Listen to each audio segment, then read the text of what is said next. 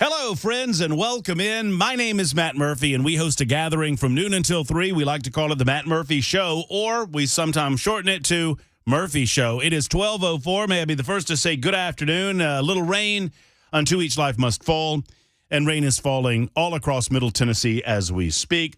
Hope you're avoiding the raindrops, or you're accepting the raindrops, depending on your attitude. It is Thursday, August 3rd, 2023. This is Super Talk 99.7 WTN. Let's get the pleasantries out of the way, shall we? Episode 391. There are many, many ways for you to listen to the radio broadcast. I hope you carry us wherever you go. Maybe you're listening on your radio and you're thinking, well, Murphy, I got to get out of the car in just a couple of minutes to go do this thing, that thing, or the other thing. Well, guess what, friends? You can take us on your mobile device. Simply go over to 997WTN.com to find out more about that, or download us on your app store of your choosing, and you can take us wherever you go. You can also watch us on Super Talk TV. I have a whiteboard today that I forgot. I left it out in the hallway. So I have a whiteboard that I left in the hallway about the whiteboard. Bel K is going to go get it for us. And I don't know how he's going to manage this because the cameras are on. Let's see how he does. So, Headless Bell. Oh, that's how he's going to do. Okay, hold on a second. There you go. Those of you who get that will get it. Those of you who don't get it won't get it. And, oh, by the way, there's an infinity board on the board. Your head's blocking it. Oh, is it? Okay, I'll move out of the way.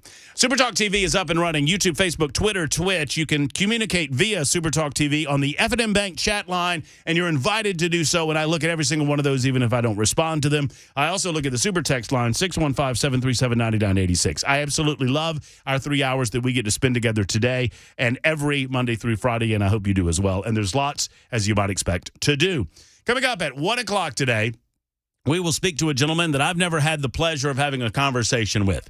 He is Steve Smith. You've probably seen his name on your television if you avail yourself of local news outlets at all. Fox 17 or News Channel 5 or, why do I always forget the call letters of Channel 4? WSMV. WSMV, that's our television partner, right? Yes. Our weather partner, WSMV, and then there's another one. What's the other one? ABC. WKRN. ABC Channel 2. That's where, isn't that where Breezy is?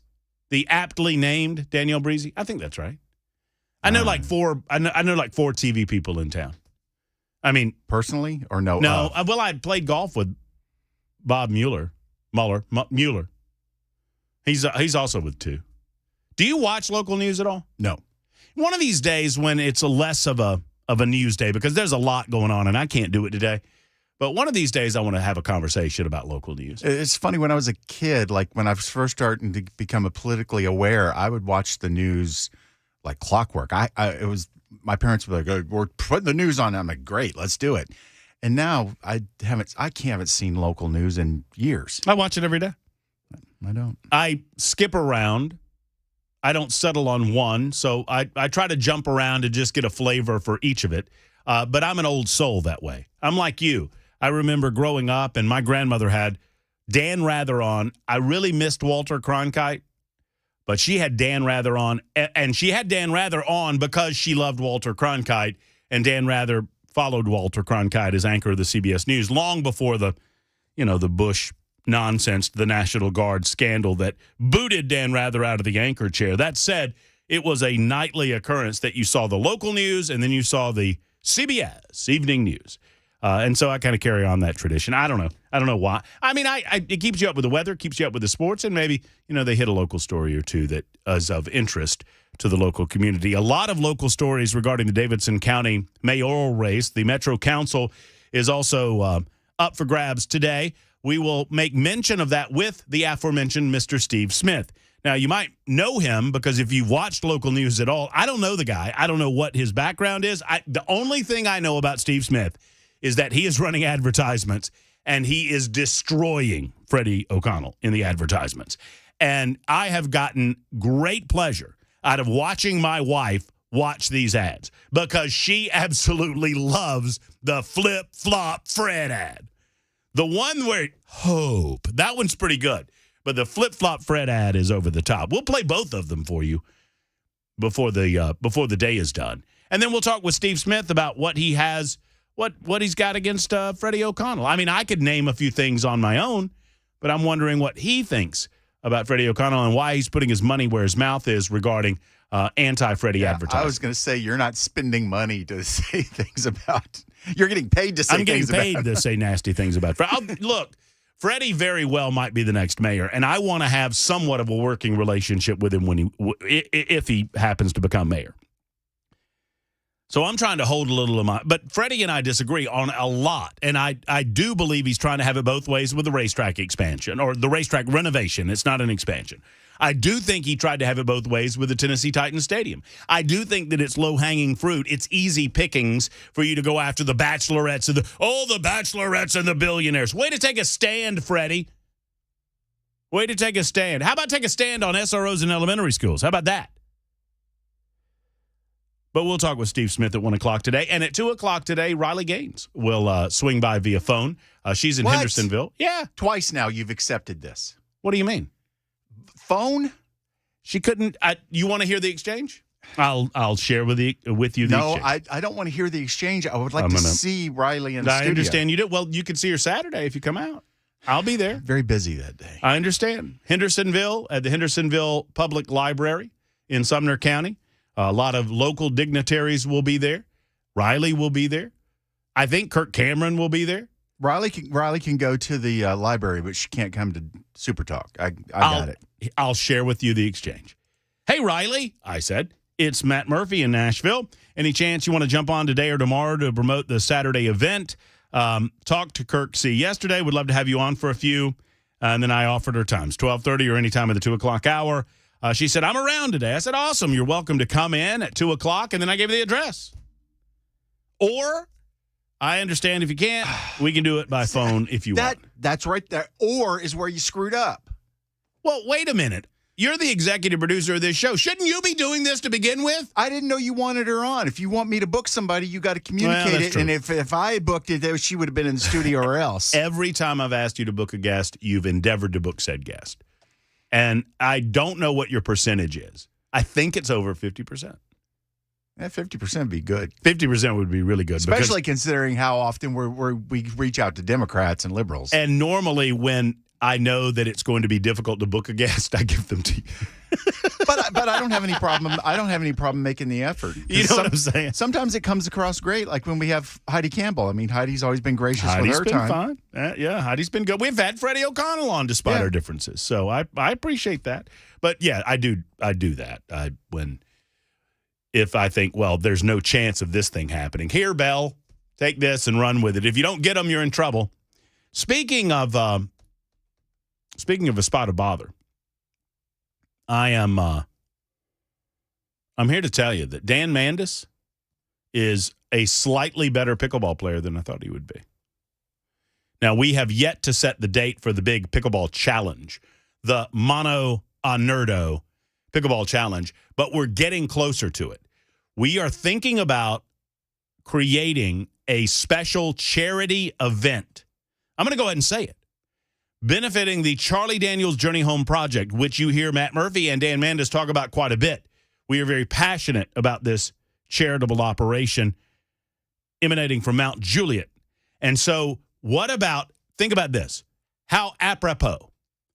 You guys pledge whatever amount of money you can, either Team Mandis or Team Murphy, to the Charlie Daniels Journey Home Project. And for everyone that pledges, you are offered an opportunity to come and watch if you so desire. You don't have to be there if you pledge, but you come and you watch. And we have a charitable pickleball challenge in Charlie Daniels Park in Mount Juliet, Tennessee, benefiting the Charlie Daniels Journey Home Project. Mandis v. Murphy. Mono v. Nerdo. No. It's Murphy v. Mandis. Mandis. That's true. Mono I can't. Nerdo. Yeah, I can't screw that up. But yeah, we did. We went out and practiced. Did a little practicing yesterday, and eventually got into a match with a couple of lovely ladies. I'm certain that they are loyal P1 listeners of the Matt Murphy radio show by now on Super Talk 99.7 WTN, because I schmoozed them after Mandis left and told them that they should listen to the show. But I heard Mandis this morning saying, "Oh, we played like 5 games. No, we played 3 games, Dan. We played 3, and then I played 3 more after Dan had to boogie after he accused me of not sweating. I don't sweat very much. Dan sweated for everybody. Anyway, we'll figure that out, and we'll get back to you. Trump indictment. Donald Trump has departed for his federal arraignment in Washington, D.C. The major mainstream networks, the ABC, CBS, NBC, #NeverCNN, garbage network full of garbage people, they're covering this breathlessly. I have no intention of doing so because it doesn't amount to anything. It is an indictment on free speech in America. It is an indictment on the very fabric of the United States of America. The concept of destroying someone's livelihood and life and taking away their freedom in a criminal way in an effort to silence their speech or their heartfelt beliefs is repugnant. It's disgusting. And that's what they're doing. And now, if you want to comment on it, you're welcome. 615-737-9986. I don't know that there's a lot to say. This is like for #NeverCNN, which is just a garbage network that has lost their way. For a hot minute, we thought that they would try to get their way back. What was the guy after Zucker left? I forget his name. Chris Licht. Chris Licht came back in, and they destroyed Chris Licht for trying to repair what has become a partisan hack job organization. And that was a mess. It's like they brought him in, gave him a hot minute, and then said, get out. Well, the liberals won. The leftists won. They claimed hostile working environment or whatever else they claimed, and now they are treating this, I'm looking at them on monitor number 2, and they're treating this like it is it's like the OJ chase in L.A., where they got the helicopter up there, and they're just, the car's driving down the highway, and they're just following the car down the highway for no reason other than their own emotional orgasms, which is what this is about. This is emotionally an orgasmic moment for CNN because they absolutely love the idea of putting someone in jail because of their political beliefs. You know, after the second indictment, it becomes STS-27. I've seen it before. Apollo 15. I watched the moon landing. Enough. I'm bored with it. You know, I kind of am too. Should I be? I mean, I understand that there are very important concepts going on here regarding free speech. And look, I can walk through it with you. It is a free speech killer, this indictment. There is a design here to attempt to freak people out that walk a different path than the mainstream media liberals. I work in the free speech business. It is what I do. Outside of all of the politics, outside of the political posturing and positioning, and there's a lot of that goes on all sides of the political spectrum.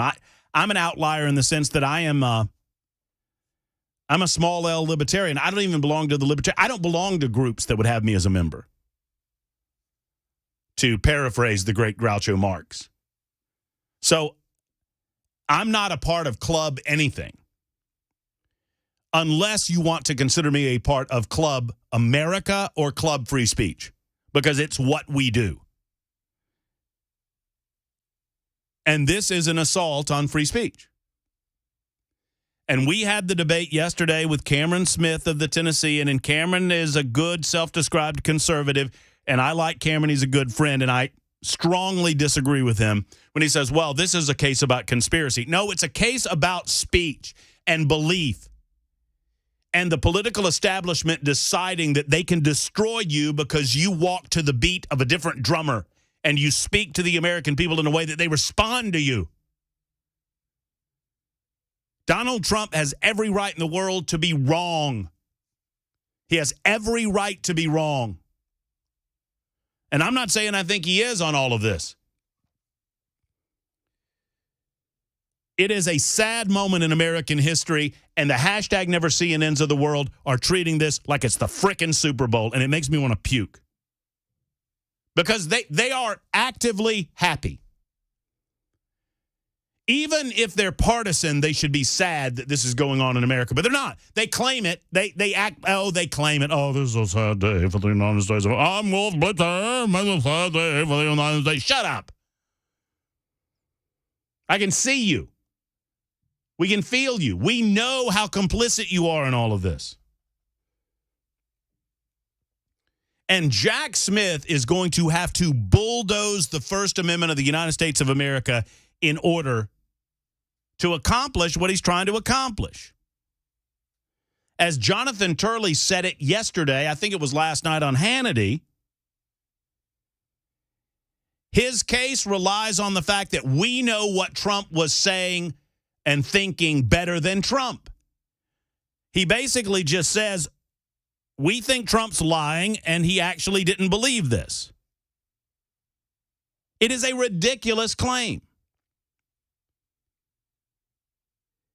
It starts up, and as Turley noted, and I've read it, you can say false things in your political campaign, but you can't know that they're false. So that's the test in terms of criminalizing political speech. So the next time that Joe Biden's hand-selected Homeland Security Secretary, Alejandro Mayorkas, sits before a Congress of the United States of America, holds up his hand and swears to tell the truth, the whole truth, and nothing but the truth, and then goes on to say the border is secure, well, we should just bring him in and arrest him right there, because that is he knows that he's lying. He knows the border's not secure, yet he lies to us about it. Why shouldn't we get to arrest him if we want to criminalize this type of behavior? Mr. Wise Guy over here. Look, it is a dangerous time in America considering the overall implications for something like this. Speech that you agree with is useless in terms of your right to speak it. If everyone agrees with what you are saying, then we don't need the First Amendment to the Constitution. The First Amendment is necessary because you ought to be able to enunciate unpopular opinion in this country. And yes, factually untrue opinion in this country. I long said for years on my radio show, and I've stopped doing it because people try to take it and use it as a bludgeon against you, that you have every right in America to be a racist if you want to be. Now, you're not going to be standing beside me. You won't be my friend. You get to be dumb if you want to be dumb. You get to be factually inaccurate if you want to be factually inaccurate, at least until today. But now the Biden Justice Department is declaring that they get to decide whether they think you believe something or not. And if they determine that you say something that you don't actually believe, then that's actionable, and they'll call it a conspiracy against the American people, throw the book at you, and throw you in jail. They are jailing their political enemies based on what those political enemies say. And if you don't see the danger in that, I don't know what to tell you. And that's what I have to say about that. It is Election Day in Davidson County. Not that it matters for some of you, but we will speak to it, and we'll speak on it coming up in just a moment. It is 22 after the hour. Super Talk 99.7 WTN.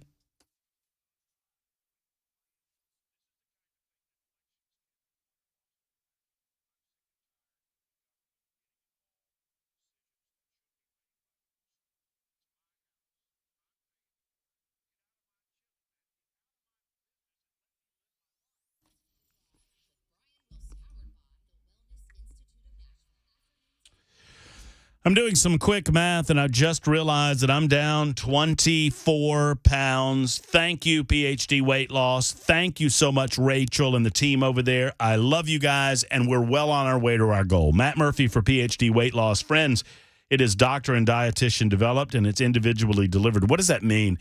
That means that PhD sits down with you. They offer you a consultation.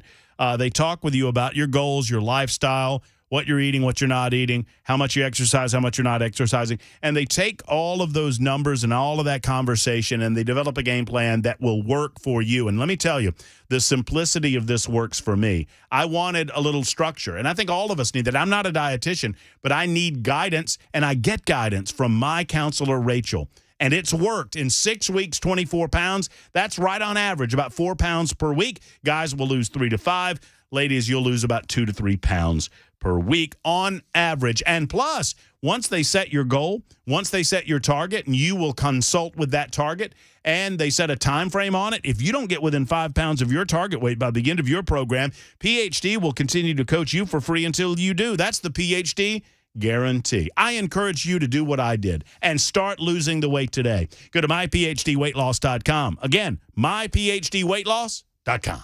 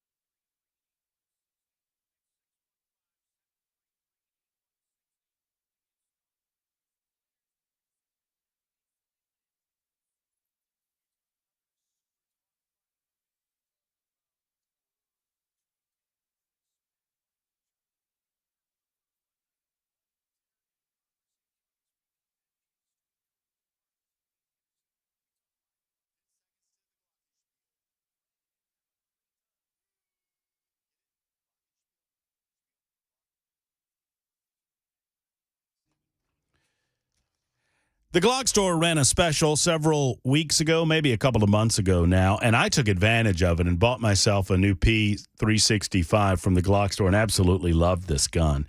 I love the fact that I can take it most anywhere that I go, conceal carry the gun, and that makes me more likely to have it on me at any given time because, you know, you can't protect yourself if your gun's at your house or your gun is somewhere away from you. You know, outside of that, I encourage you to get trained up, and if you've been trained in the past, get some retraining going on in their incredible tactical shooting rooms. If you've never seen them, go to shoot270.com to experience that, and they have an incredible selection of all manner of different guns, including the best selection of Glocks around. You don't call yourself the Glock store unless you have that selection. They're right there on Airlane Drive, right off of Elm Hill Pike, conveniently located really within anywhere within the sound of my voice, and worth the trip. If you've never been, you got to go. 35,000 square feet, big, bright, and friendly folks at the world-famous Glock store. Glockstore.com or shoot270.com. Tell them Matt Murphy sent you to the Glock store.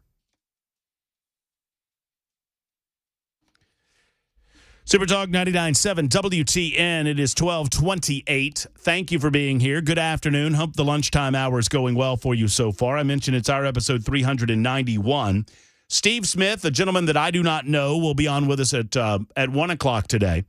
We will discuss his advertising against Freddie O'Connell. He's not running for mayor. And to my knowledge, I don't know who Steve Smith is supporting for mayor. But I know who he's not supporting, and that's Freddie O'Connell. He's running a number of anti-Freddie ads. I've seen them a lot on Fox 17. I'm sure they're on all the stations. We'll talk with him about his effort to convince people that Freddie's not the right guy for the city of Nashville as folks go to the polls today. Could not be a better day. I hope everybody waited till the last day to go vote, because couldn't be a better day to go do it. because it's, I kid, because it's nasty outside. And more rain showers and thunder boomers coming as the afternoon goes on. All right, so we're anticipating Donald Trump. He will be walking into a courtroom in Washington, D.C. Could not have picked a better court, could not have selected a better judge. Yeah, I know they say it was a random draw. I don't believe it for a second. You found yourself in the courtroom of the hatchet judge of January 6th, and you're telling me that that was by happenstance? To quote the great Joe Biden, come on, man. I don't know. And that guy, he's off on vacation. Did you? I have not made mention of this. I tend not to try to cast physical aspersions against individuals. But did you see Joe in shirtless Joe standing there on the beach? You talking chilling? about the old video where he was trying to move the chair and was struggling with it? No, that one is out there. But no, this is a new pic. This is a still photograph of Joe without a shirt on, just standing there with his hat on and his Haven't seen aviators. Oh yeah, he looks. And my collection of shirtless Joe pics is pretty stout. I'm gonna have to get that one in there. That's what he said. 615-737-9986, 1230 on Super Talk.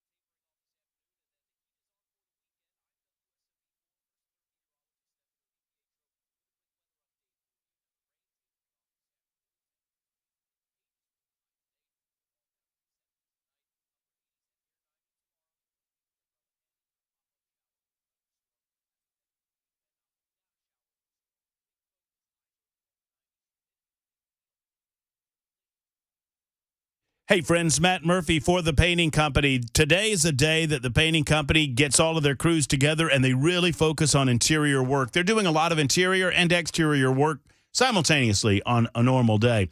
But on a rainy day, it's really an opportunity for them to get in there and get your kitchen done, get your bath done, get your living area done, and they do it better than you could. If you're considering painting your own home, don't do this. Let the professionals from the painting company come in and take care of it. They've got warranties for their work. They do great work. I have experienced Jeremy Reeves and his style of work, and let me tell you, he hires the best crews. They're all hired by Nashville Painting Company, and they can get it done quickly. Go to NashvillePaintingCompany.com for more info. That's NashvillePaintingCompany.com. Or give Jeremy or one of his team members a call today. I promise you'll be satisfied. They've got warranties. They're licensed, bonded, and insured. And they're local. And that's important to me as well. 615-635-0350. 635-0350. It's Nashville Painting Company.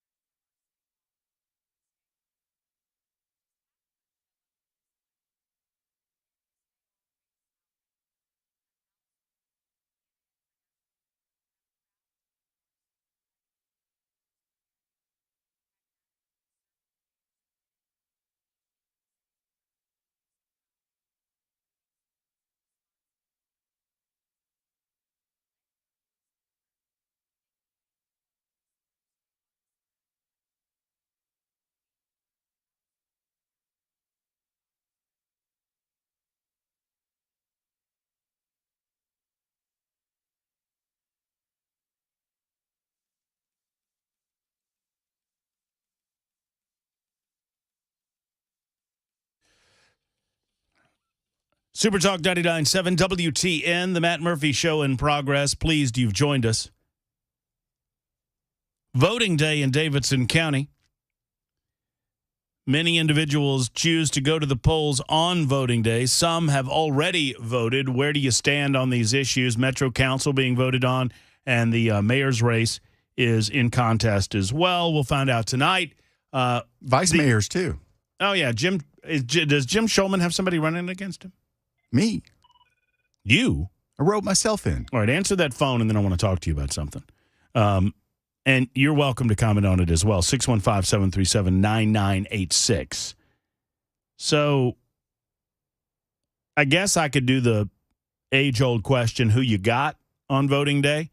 I know that, and we've discussed this in the past, that many outside of Davidson County scratch their heads and wonder what this has to do with them. It has everything to do with you. I mean, Davidson County matters with regard to how the metro region is managed and how it looks from a financial standpoint.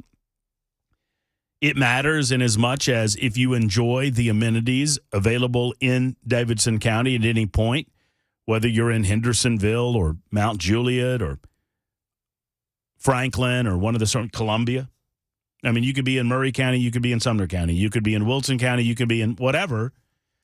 Williamson, these things matter. Some of the candidates will destroy things that have been here for a long time, like the Nashville Fairgrounds Speedway. They won't say it that way, but I will. Some won't. Some candidates are in favor of development on the East Bank. Some aren't. Everybody, I made this comment the other day, and this is not personal because I don't know the guy personally, despite the fact that we invited him multiple times on the show. And maybe if he manages to get into a runoff, he'll actually come on. But Matt Wiltshire, it's just odd to me that he's running advertisements, and in almost every advertisement, he talks about, I'm the only person that's worked in affordable housing. If you have worked on affordable housing in Davidson County, then you failed. Right? Why are you touting that as an example of success? Not a bragging point. That's not so there is no affordable housing in Nashville to speak of outside of government-funded Section 8. So you tell me how you were a success. One of the biggest problems we're facing is affordable housing right now. So anyone that has worked in the affordable housing game in the past, I don't know that that's a bragging point for you, but maybe that's just me. James is next up in Columbia. James, thank you for your call. How are you? Hello? Hey, James. Yeah. Is this James? Yeah, that's James. Well, you're on the radio, James. What's on your mind? I got one question. They were talking about Trump and the charges. Actually, did he incite a riot or insurrection? I just want to know, because a lot of times when people voice their opinion, the first thing they say is, well, he incited a riot and want to arrest him. James, I'm having a hard time understanding what you're saying. Maybe it's our connection. Maybe it's just me. Can you repeat what you just said? I said when Donald Trump was at the Capitol, did he incite a riot or did he incite an insurrection? Okay, you're asking my opinion? Yes. He did not. He did not incite either. He told all the protesters that they were to be peaceful. No, I'm going down there with you. And he said he was going down there with you, and he said, "Let's fight.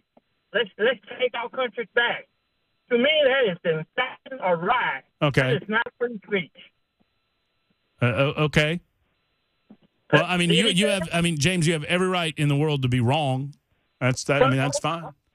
Okay, if I'm wrong, So if James, James, let's play this game. So let's say you and I are sitting at a. Let's say you and I are sitting at dinner. Okay, we're out in public. We're at a restaurant. We're at dinner, and I tell you that we've got to fight to get our country back. We got to fight for our country. Am I inciting a riot? If you tell me let's go down to the Capitol and let's take our country back, that's inciting a riot. You believe that? Yeah, see, I was in the military. The stuff they did at the Capitol. Well, thank you for your service. Do you really, James? Do you really believe that? Trump could have been arrested. Huh? Say it again. He should have been arrested if I was in it.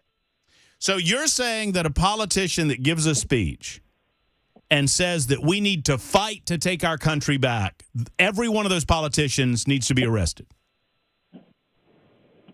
Hey, if they tell the people, let's go. Okay, no, James. So if I find you a clip of Joe Biden, the president of the United States, listen to me now, James. If I find you a clip of Joe Biden saying that we need to fight to take our country back, you're going to agree that Joe Biden needs to be arrested? If you question the story, I'm talking about they actually attacked the Capitol. No, you said I understand that, and I condemn that. We condemn the fact that they overran the Capitol. Donald Trump never told anybody that. Are we really relitigating January 6th right now, James? Is that what we're doing? Okay, sure. So, James, if I find a clip of Joe Biden saying that we need to fight to take our country back, are you going to agree with me that he needs to be arrested? If he did it. That's like his son. His son, if he's guilty, he should go to jail. Mm-hmm. I'm an independent. If anybody guilty, you break the law, you need to go to jail. But you believe saying that we need to fight to take our country back is all the things he did. I'm sorry. I'm sorry. This man is not God. He don't. No, what? He's not God. Who said Donald Trump was God? Hey, the Republicans do.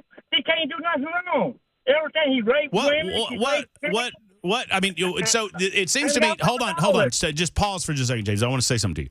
So it seems to me that the basic nature of this conversation, you tell me if I'm wrong or not, is that words mean things, and people need to be real careful about what they say and how what they say might be interpreted. And so what you're saying is that words mean things, and it's important that we understand our words, right? Am I right there, James? Right. So many African Americans been arrested on just simple stuff like so tell me, if words mean things, you just said that Republicans are call Donald Trump a god. And tell me what Republican has done that. He's gonna rape kids. He's gonna rape women. You don't understand. You don't. James, you're having a hard time. I don't think you're really listening to me, so you're not going to understand what I'm trying to what I'm trying to get across to you. Go ahead. I got one other thing. Words mean things. You said that Republicans act like Trump's a god, and I'm asking you to tell me which Republican. 90% of his base. I'm sorry? 90% of his base. And he can't be elected because the independent ain't going to go with him. All right, make your final point, James. Okay. Well, all I'm saying, if the man's guilty, he should go to jail. If Hunter Biden guilty, he should go to jail. You've already declared Trump guilty. Huh? You've already declared Trump guilty. Well, that's how you started. That's how you started the conversation, dude. Well, I really think this is my point of view. I couldn't be a jury on it because personally, I think he's guilty. So okay. I wouldn't be on his trial because I always, I think he's guilty. So you think, and I just want to reiterate this, that you believe that if a politician stands before a crowd and that politician, any politician, says that we need to fight to take our country back, you believe that politician needs to be criminally charged with insurrection? No. When you said, let's go to the Capitol, and I'm following you down there, we need to take our country back by any means necessary. Wait a minute. He never said by any means necessary. James, you are lying. You're putting words in his mouth now. Stop that. That's no good. When did he say? Wait a minute. When did he say by any means necessary, James? That's a Malcolm, dude. That's a Malcolm X quote. That's not a Donald Trump quote. See, that's something else. That's something else. Hold on, James. Oh, well, James, I can't do this all day, but Okay, I mean, one other question I got. One other question. okay. And I'll leave it alone. One other question. When you say Hunter Biden took money, what about the $1 billion that Jared Kushner took from the Saudi Arabia? Both of them took money. Why would somebody give you $1 billion after you leave office? I just want to know. You want to know why the Saudis agreed to do business with the Kushners? Why did they give the Trump family $8 billion? Oh, is it $8 billion now? I thought it was $2 billion. They gave what's called $2 billion. They gave the whole family. The whole family's a crime family. They gave the whole family different money. Oh, okay. So the Biden family, they're all good. No. No? If they're Okay. guilty, to pay. Don't get me Okay. wrong. If All right. they broke the law, they should pay. All right, I'm going to terminate this call by any means necessary, okay? Okay. All right. James, Thanks. I Thanks for the call. appreciate the discussion, and thank you. I mean, James says that Donald Trump should go to jail because Donald Trump said at the rally on January 6th that I'll go down with you to the Capitol and we need to fight to take our country back. And he also specifically said in that same speech that it needed to be peaceful. Yeah, and I don't, James, I'll review the transcript, but I never once remember Donald Trump saying by any means. I feel like if Donald Trump had said by any means necessary, that would probably be the money quote that the hashtag leftist media has been presenting over these many years regarding that event. So I would encourage you, if you are really going to parse the words, to make sure that you parse the correct words.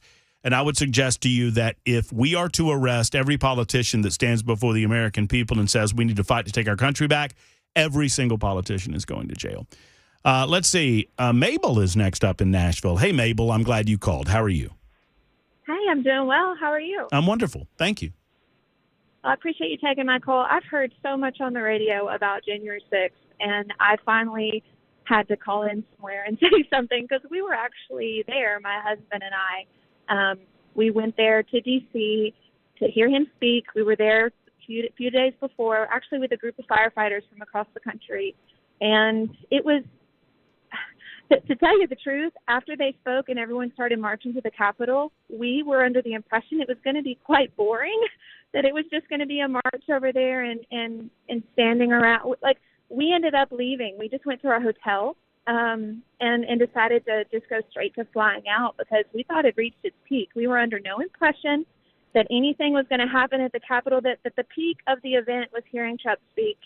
And it was a peaceful walk. And actually, while we were at the airport, we started hearing the news reports of what was happening at the Capitol. And we looked at each other in amazement, like, what in the world? These were not the people we just spent the last couple of days with, walking around the streets. You know, it felt like America the few days before when he was speaking. And it was like, what happened? So I don't condone what happened at the Capitol, but I can tell you that nothing that happened there was the heart of what he was speaking and what we experienced up to those moments. So you did not leave that event feeling as if you were being called by Trump to go and overrun the Capitol in order to affect the outcome of the election physically. You didn't feel that way at all? No, not at all. We actually marched part of the way until we reached a point where it was smart logistically to get back to our hotel.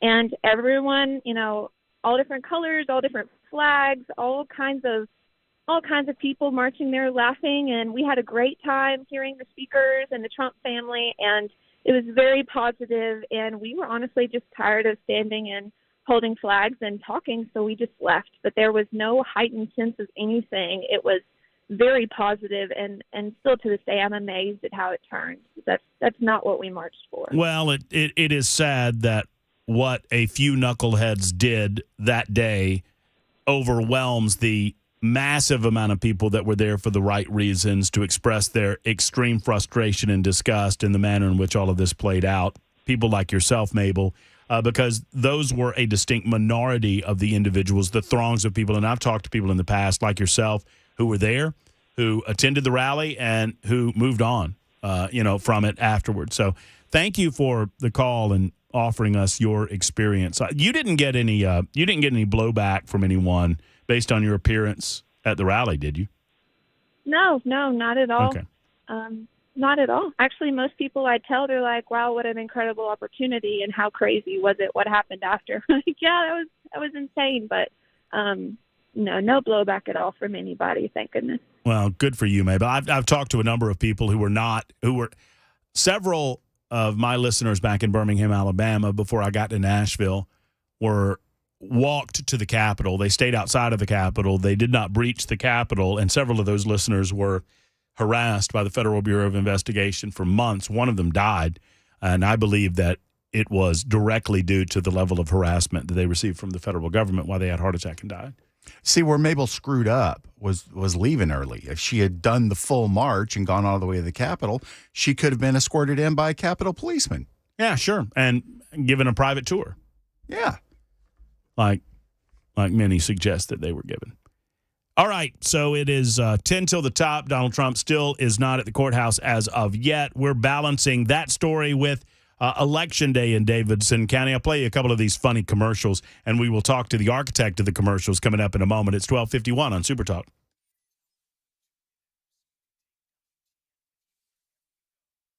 I was at the Dr. Gill Center for Back, Neck, and Chronic Pain Relief yesterday morning. Received myself a little decompression therapy. I needed it too, and it feels good today, boy. Let me tell you, the Dr. Gill Center for Back, Neck, and Chronic Pain Relief. They say back, neck, and chronic pain. It's really any pain. Back pain, neck pain, knee pain, hip pain, elbow pain. Anywhere that it hurts, they can affect it. They can do so without needles, without surgery, and without downtime. That's what it's all about. The Dr. Gill Center started over 30 years ago with Dr. Gill himself, employing a team of chiropractors, physicians that can help alleviate your pain, reduce swelling, reduce pain, accelerate healing. That's what it is all about. Folks, you don't have to live in pain. Go to the Dr. Gill Center today and ask about their introductory offer. Ask about those x-rays they're going to give you in that introductory offer. It's all right here. 615-882-4838. 882-4838. The Dr. Gill Center for Back, Neck, and Chronic Pain Relief in Franklin.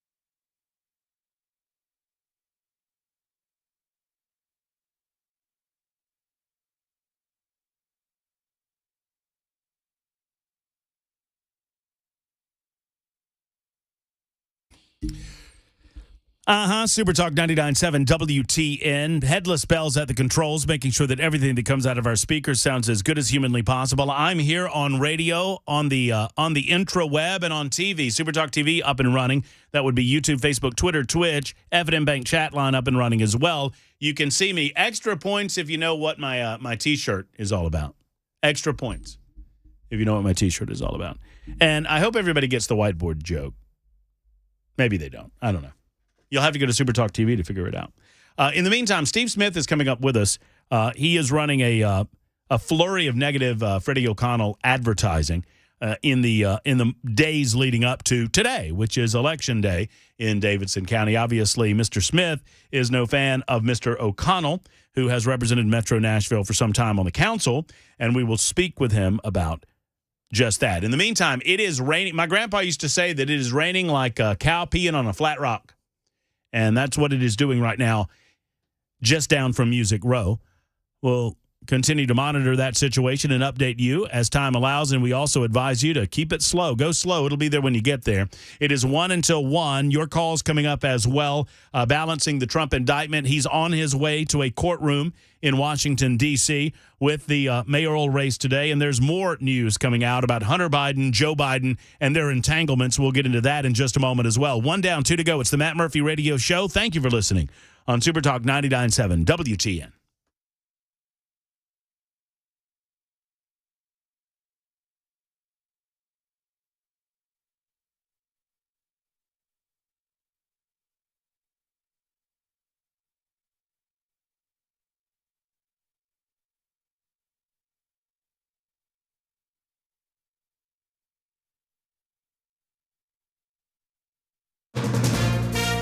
From ABC News, I'm Michelle Franzen.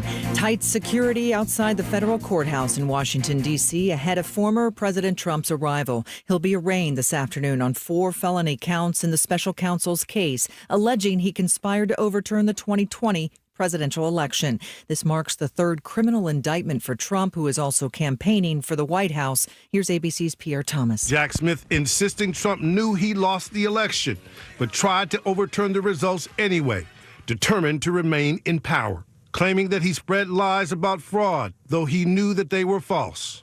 But the indictment about more than Trump's public statements. It was about his actions, too, including a relentless pressure campaign targeting Republican officials, including his own vice president, Mike Pence. Trump maintains he's done nothing wrong. At the UN today, Security Council members discussing ways to combat famine and delayed food shipments due to Russia's ongoing attacks in Ukraine. Russian drone strikes targeting Ukraine's grain hubs and infrastructure in Odessa this week. Secretary of State Antony Blinken calling on members to pressure Russia to reinstate the grain deal that allows exports. We can at least commit not to use our swords to destroy others' plows. The situation in Niger getting more dangerous following the military coup, with demonstrations heating up. Supporters of the junta out on the streets of the capital, Niamey. Their message and warning today against any foreign interference more than a week after mutinous soldiers ousted the country's democratically elected president. The protest comes on the West African nation's Day of Independence from its former colonial ruler, France, amid a spike in anti-French sentiment. France has some 1,500 soldiers there, and the U.S. and other European countries have helped train the nation's troops. Tom Rivers, ABC News at the Foreign Desk. On Wall Street, stocks trading lower this afternoon. You're listening to ABC News.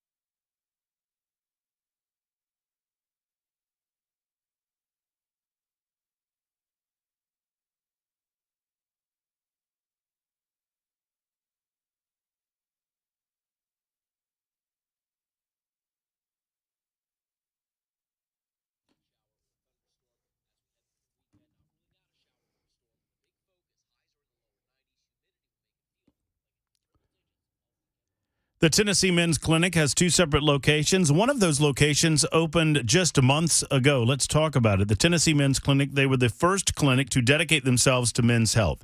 And recognizing that men don't keep up with their numbers, that's goal 1, is to get you aware of what your numbers are. If you're feeling run down, sluggish, low energy, it could be a number of things. One, it could be a T level. It could be, it could potentially even be things like cholesterol or high blood pressure. The point is this: if you know the numbers, you can attack this with a game plan of success. And that's what Tennessee Men's Clinic is all about. So give them a call and schedule that appointment today. You go in, and in one day, you'll get a little blood work done. They'll go through a complete examination, and they'll give you some results of findings, and then they can develop an action plan that will work for you. Gentlemen, I'm telling you, and I know it's a personal issue, but if you've had bedroom issues, if you've been unsatisfied with the way that that's going, talk to the Tennessee Men's Clinic. They are discreet, and it works. TennesseeMen'sClinic.com. That's TennesseeMen'sClinic.com, or 2 locations.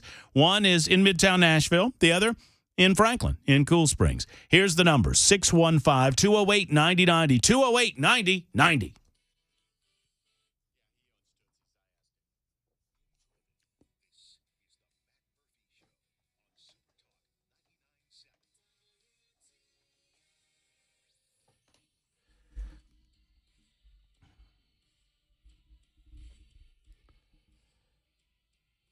Here we go. Hour number 2 of the Matt Murphy Show on Super Talk 99.7 WTN. It's 105. Thank you for being a part of the show today. Thank you for allowing us to be a part of your day. It is raining like a cow peeing on a flat rock in downtown Nashville. Be aware of that if you're just getting out and about from your lunchtime or whatnot. And that rain is expected to continue at least for the foreseeable future this afternoon, and tapering off later on this evening. An awful day to go and vote, but I hope that many of you are. I've told you where I am on this. I don't endorse candidates, and I'm fairly new to town. I've been here about a year and a half. I've spoken to every mayoral candidate that will come on our radio show, and of all of those mayoral candidates, I believe that Alice Rowley is the best. That's just me talking to you. I don't know where you fall on it. I expect that there will be a runoff, and a lot of Nashvillians, a lot of Davidson Countyans are putting their eggs in the basket that is Freddie O'Connell. And I've had Freddie on the show. I don't know how, as a Metro councilor, you cannot have a position on the renovation of the Nashville Fairgrounds Speedway. He refused to take a position on that with me, kind of hedged his bets on the Titans Stadium as well. And, I'm just telling you that doesn't sit very well with me. Another individual who is certainly not in favor of Freddie O'Connell is a man by the name of Steve Smith, and I wanted to get to know this person after I saw this political advertisement. Meet Flip-Flop Fred. Fred voted no to the new stadium deal, no to the restoration of the historic Fairgrounds Speedway proposal, no to safer streets with license plate reader technology, and no to cleaning up homeless encampments in our city parks. But Flip-Flop Fred voted yes 3 times for the largest property tax increase in Nashville history. Flip-Flop Fred will say anything to get elected, but his record tells the truth. Don't elect Flip-Flop Fred. All right, my wife loves that commercial because of the way the guy says Flip-Flop Fred, and I know it was difficult to hear because I played you a clip that was recorded off a television, so I apologize for that. But Flip-Flop Fred is the results of architect of the ad, or at least the guy that paid for the ad, Steve Smith. And he joins us on the Matt Murphy hotline to talk about the future of Nashville, Tennessee, and how he sees this election going. Steve, thanks for spending some time with us today. I appreciate you coming on. Thank you for having me on. Why is this so important to you? I've heard your name a lot. I know that you're a business owner in town, and I know you are adamantly against Freddie O'Connell becoming the next mayor of Nashville. Tell us why. Well, Freddie's been our downtown council member for the last 8 years, and all the business people down there voted for Freddie at one time, and we all supported him, give him money 8 years ago. Then couldn't get a return phone call after that. I've called Freddie several times, never called us back, never tried to work with Bill Lee about trying to get us open, even though John Cooper wouldn't let us get open after every other county in the state was open. And we sat down there and starved to death for about 18 months. And Freddie must have been on vacation because he wouldn't return any of my phone calls. And for those who don't know, Steve, you own businesses downtown. I mean, obviously, Tootsie's is a business that everybody knows about, and it's an absolute icon establishment downtown. And even a a place like yours that has lived for so long in the city of Nashville, I mean, I imagine you suffered mightily because politicians refused to allow businesses and customers to make their own decisions like our founding fathers intended. Only two politicians in Nashville. That's Freddie O'Connell and John Cooper. Thank God for Bill Lee for keeping the pressure on long enough that finally got the whole state back open. But on another note with that, Freddie hasn't been at home at all as far as the business people downtown. He's neglected us 100%. He hasn't done anything to help us with valet lanes or loading lanes. Only thing he wants to concentrate on is a bicycle lane downtown. And traffic downtown moves at about 15, 20 mile an hour. Worst place in the world you have a bicycle lane. And then I see all these bicycle lanes everywhere, but I don't see no bicycles in them. I see scooters. So, I've seen some scooters, but they're not supposed to be in them. Right. Does that make sense? No, it does. So at the end of the day, Freddie's probably found a way to spend the taxpayers' money that don't benefit anybody but himself somehow or another. And we just don't need a representative like that running the city of Nashville. We need a real business leader running the city of Nashville. And Freddie's not that guy. He voted against the Fairground Speedway, which I was raised in South Nashville. Big fan of the Fairground Speedway. He voted against the stadium, which without the Titans here, that's $1 billion, billions of dollars worth of tourists that we'll lose without the Titans, without the soccer team, without and the racing's going to add to it. I'm all for the soccer team, the football team. Sure. If we don't have everything that we can get in place in this city to bring more tourists to this city, we're missing the ball. At the end of the day, the tourists are making up tax dollars like you would not believe. We raise 25%. 25% of our liquor tax goes to all Tennessee state schools, all Tennessee state highways for sales tax. And there's more state highways in Davidson County than there is metro highways. At the end of the day, without them businesses downtown, you think your property taxes are high now, they're going to go through the roof. You know, Freddie. well, and Steve Smith is our guest talking about his ads against Freddie O'Connell and his participation, offering his voice in the mayoral debate. You know, Steve, I've only been here about a year and a half, almost 2 years. And I try not to, tell folks their business before I understood what's going on. But I have to remind people, it's easy for Freddie to attack the bachelorettes, what he calls the bachelorettes and the billionaires. But the bachelorettes are part of the reason that we don't pay income taxes in the state of Tennessee. You know what I'm saying? Because tourism matters. And you've got to cultivate that and keep it fresh and make sure that it's something that people want to come to see. Right now, downtown Lower Broadway, it is hopping and happening.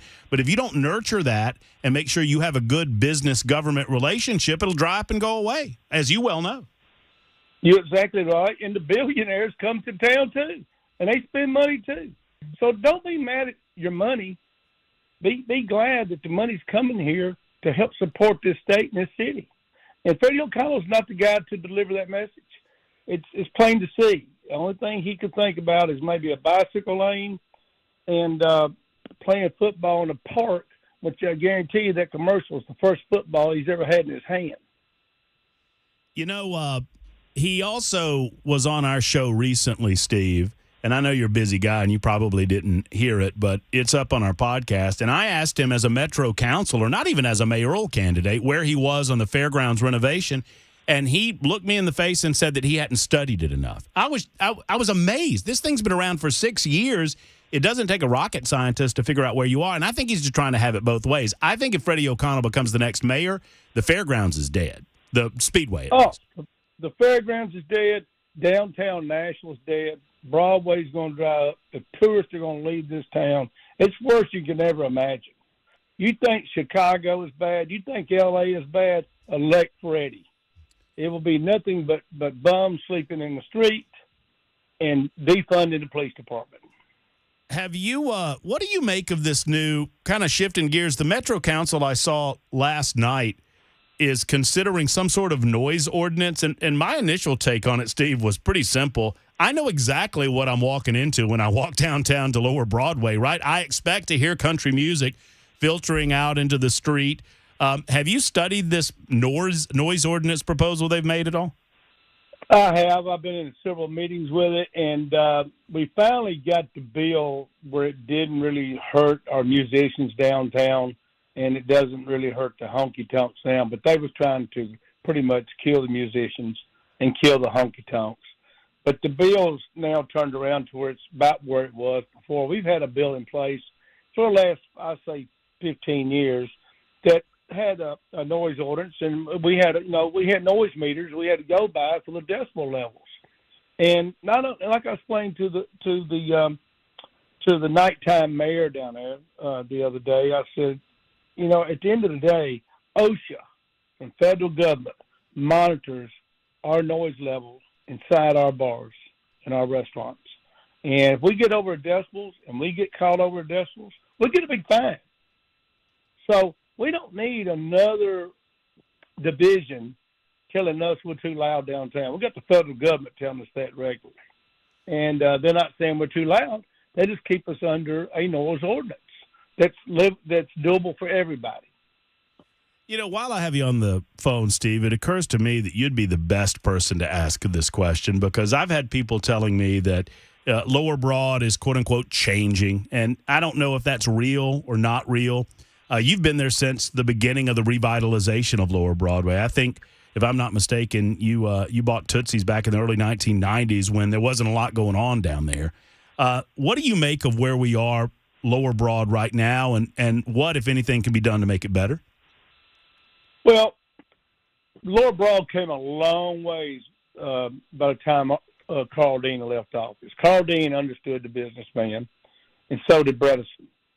So we had some couple really good mayors there that really helped bring Nashville a long ways, keep us a long ways down the road. Since Carl Dean's administration, the politicians that we've had in office there have been more of the politicians of L.A., Chicago, and it's a mess. When I say it's a mess, they will not allow the police officers, especially John Cooper, will not allow the police officers to arrest anybody that's urinating or taking a shit in the middle of Broadway or sleeping on the sidewalks.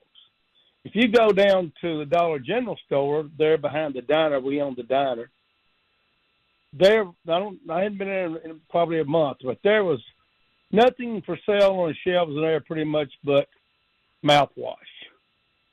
And their biggest customer is the bum downtown, because no liquor stores downtown, and he can't afford to go buy drinks. And we're not going to let him in our establishments. So they buy mouthwash and drink it. So you want to know how bad downtown's got? It's gotten pretty bad because of the politicians. And Freddie O'Connell is the 8-year politician that's been responsible for that. So it's pretty obvious that you're against Freddie O'Connell. Do you have a candidate in this fight? Or are you supporting anyone, Steve? Or are you just kind of trying to get anybody but Freddie in the office? Anybody but Freddie. I like Matt. I like Jeff. I like Alice. I mean, I think any candidate right now would be better than Freddie O'Connell. Well, Steve, I appreciate you popping on with us and offering your suggestions. I know that we've been seeing a lot about them. And more than anything, I just wanted to thank you for bringing some joy into the Murphy household, because every time your Flip-Flop Fred ad comes on, my wife is howling. She thinks it's the funny. She thinks it's the. I don't know what part of your team came up with the concept of Flip-Flop Fred, if that was you or somebody else. But thank you for that, because it is you got to take a little humor in this race. I know it's a serious matter, particularly for a business owner like yourself, but well done on you. Well, I can't take credit for that.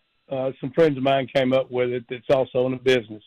But at the same time, one thing I got to say is do not elect Freddie.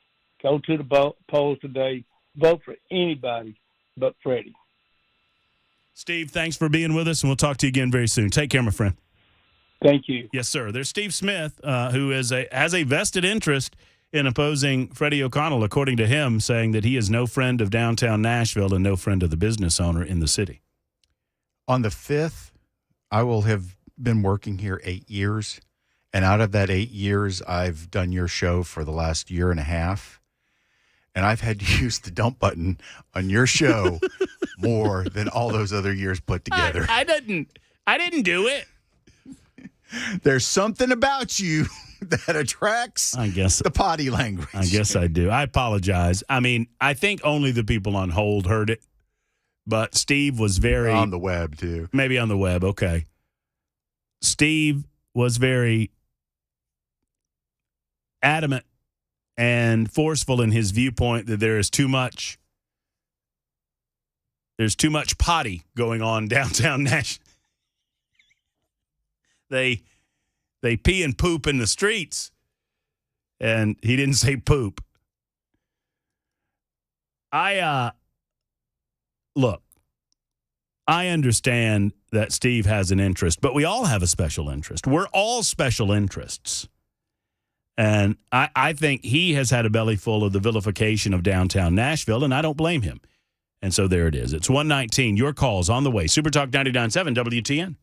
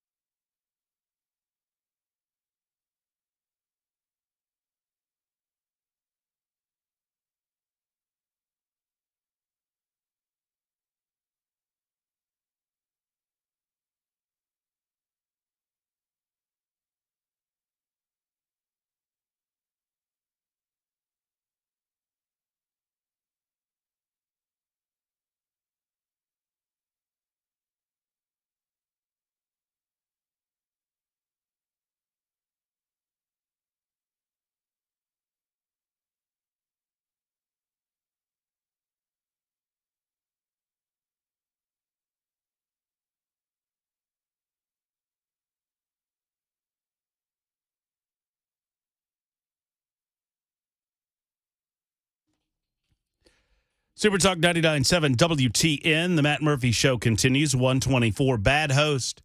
I missed an opportunity while I had Steve on the phone to ask him about Bud Light. And at least from his perspective, how all of this has shaken out in downtown Nashville on Lower Broadway. Does Steve own or the Kid Rock's Honky Tonk? I'm getting a lot of people on the Super Text line indicating that there's a connection there, or at least that Steve's friends with Kid Rock. So I don't know. I think the same parent company might own it. Owns them both. I think. I know he owns the diner and he owns Tootsie's, which by the way, I didn't know that Steve Smith owned Tootsie's until about 5 minutes before the interview started. So I just knew that he was an advocate and was presenting anti-Freddie O'Connell ads, and I wanted to know why.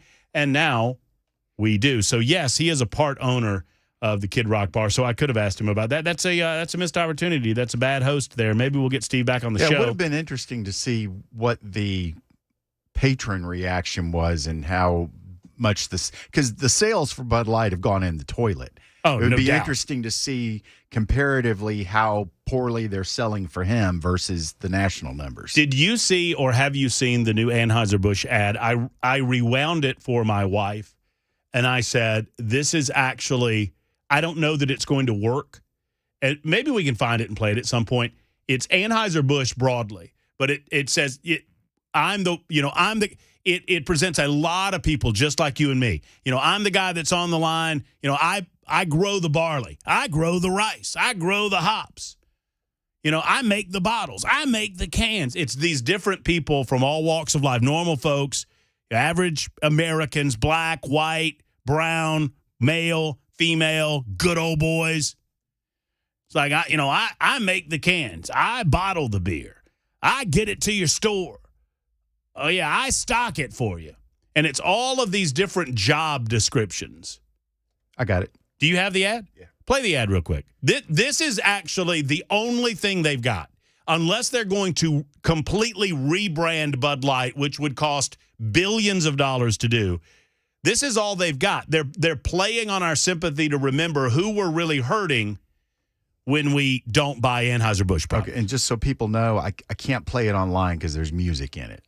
So you're going to have to hear. Yeah, you won't be hearing it online, but here you go. Here's the Anheuser-Busch ad.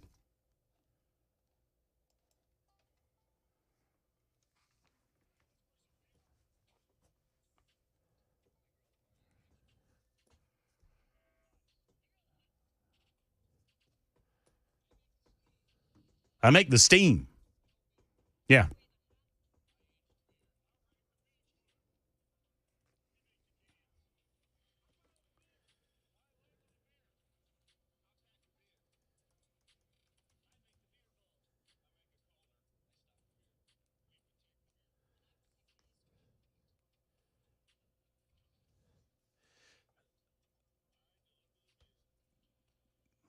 So,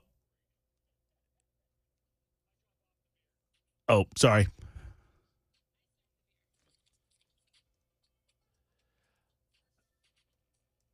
It's all they've got right now. And I'm not saying where they really screwed up was at the very end. They should have had a customer holding a bottle saying, I drink the beer. Yeah, you're right. That would have been much better. But they include both Budweiser and Bud Light in that ad. It is their attempt to pivot away from the controversy and remind Americans, the people that are affected. And I'm not saying it will work psychologically because a lot of you have left Bud Light for good. I wasn't there to begin with. I don't drink a lot of beer at all. And I don't remember the last time I drank. I mean, the last time I drank a Bud Light was the last time somebody said, you want a beer? And I said, yes. And they said, what do you want? And I say, what do you got? And they say, Bud Light. And I say, okay. That's the only time I've ever drank a Bud Light. So I'm really not affected by any of this. But it's an interesting process that they're going through. They recognize that repairing this brand is going to take a long time.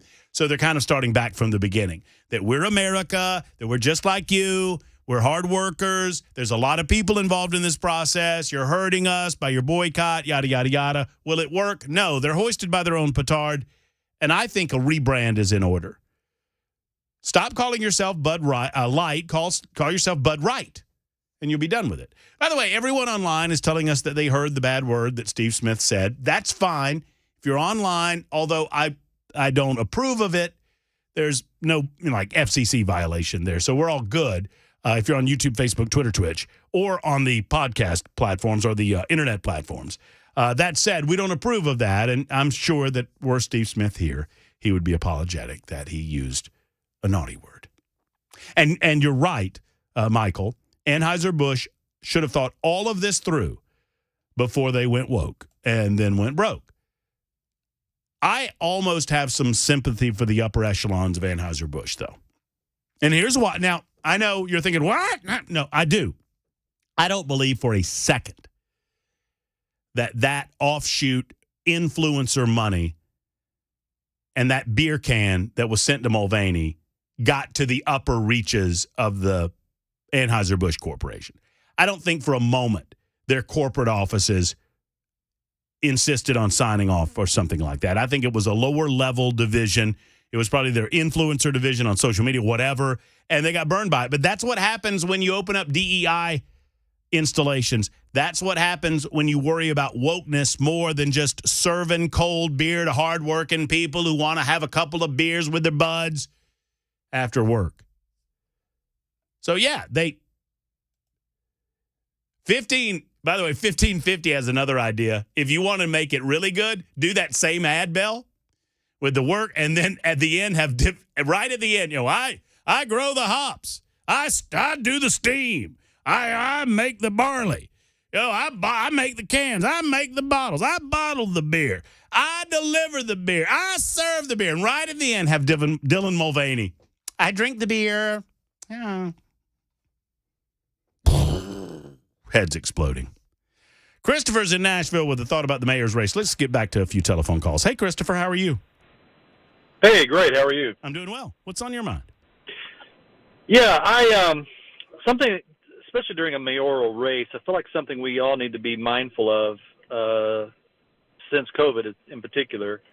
And I think there's been some people sort of touch on it, but, prior to the COVID shutdowns across the country, I think most people were really unaware of the huge power that a mayor possesses in closing businesses and changing how schools are open and how restaurants can behave. And I was really unaware that mayors had the outreach that they have in terms of how business is conducted in the city. And, even though, Nashville was not as affected as other cities across the country, we were still affected.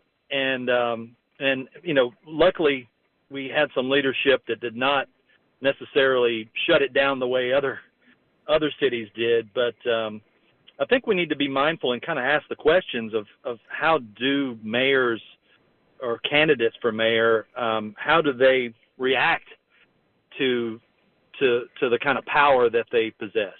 I think that's something we need to be mindful of as we're electing a new mayor. One aspect of this, and you hit right all over it, Christopher, is not just mayors, but also governors, executive branch leadership in communities, municipalities, and in states have extreme power when it comes to, quote, emergency declarations. And I think the legislative boards. Legislative bodies of these municipalities, whether it's a city or a county or a state, I don't think that they intended to give this broad of authority to individuals to use it in the way that they did.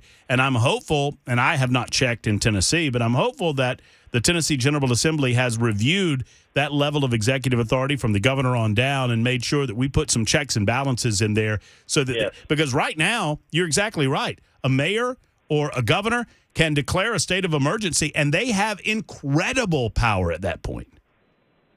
It's incredible what other cities suffered through. Luckily, like I said, Tennessee did not, thank goodness, not to the degree that other cities have. But it really, there's a lot of businesses that will never come back, that never survived that kind of oversight. You read and hear about things that happened in L.A. It's still happening in L.A. I mean, thank goodness we're not in L.A., but you know what I'm saying. There's so much power that they possess. If I could touch on one other thing that Hey, you've mentioned. I'll tell you what, I want to put you on. I want you to do that, Christopher. I don't want to cut you off. You're a great caller, but I have to do this first, so I put you on hold. Don and Rock will be there as well. It is 1:33 on Super Talk 99.7 WTN.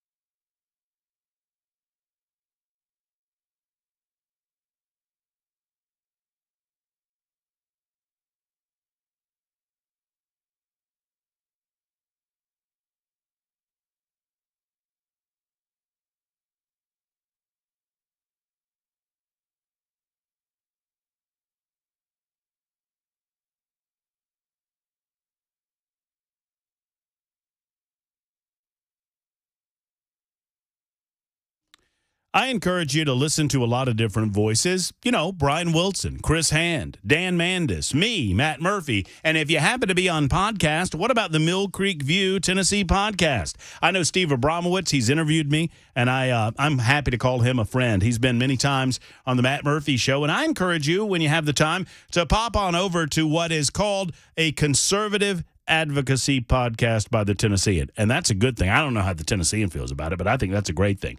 He has artists and authors. He has cultural touchstones, entertainment figures, sports figures, and politics galore. Frequently the #1 show on politics on Podomatic. You can find them any place you find podcasts, whether it's Heart, iTunes, Spotify, your favorite podcast app, will have the Mill Creek View Tennessee podcast. Plus, if you're in the mood to do a little light reading, Steve is also the CEA and editor-in-chief of the Mill Creek View newspaper. I encourage you to go there.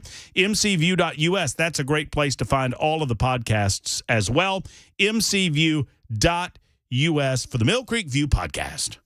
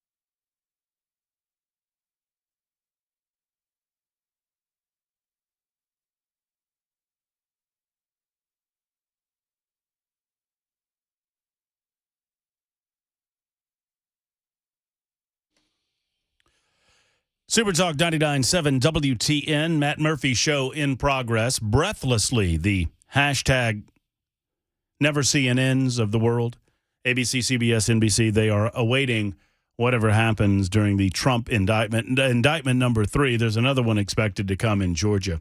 In the meantime, no one seems to be following the forklift race that happened out in Los Angeles. I have that story for you. We've got a police chase on a forklift, which is different enough that I'm going to give you some play-by-play coming up in just a moment. Your calls and text, super text coming in, 615-737-9986. They're chasing a forklift or they're chasing somebody on Well, they stole a forklift. A guy stole a forklift. How fast do those things go? I don't think they go very fast. Okay. I'm waiting to hear this one. I got a video of the incident obtained by KTLA showing the massive it's a huge forklift too, moving through the downtown streets of Los Angeles onto a crowded street in traffic. Pedestrians could be seen running away. It's one of those it's not a scissor lift, it's a different type of deal. It's a pretty massive item. The forklift driver, I'll go ahead and tell you, crashed once, was able to recover and continue before crashing a second time, taken into custody about 7 o'clock last evening in Los Angeles. So this was about a 10-minute slow speed chase on the forklift. You know, every time somebody says slow speed, it's like in my head right now, I have the Bronco next to the forklift. With the 28 police cars behind the Bronco. You got to go into his head and all that crap. I'm reminded of a slow speed chase. This one was actually pretty compelling. The guy that stole the tank, remember that? Oh, Killdozer? No. That's a bulldozer. There was a tank and a bulldozer. I know the bulldozer too. I don't remember the tank. Guy stole a Sherman tank. And, of course, he couldn't go very fast, but nobody could, infiltrate the tank. We are amongst the weirdos of the world. Yeah, we're nerds. All right, Christopher had one more question. What a great call he was making, and I did not want the time to suspend the call. Christopher, what's on your mind? What was the last question there?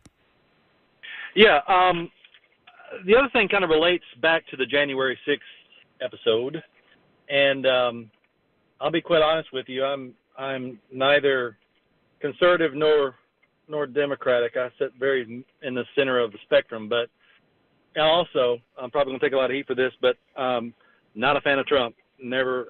I'll maybe even say anti-Trump. Okay. However, that being said, when I started hearing about after the election about potential election abnormalities, I went and watched the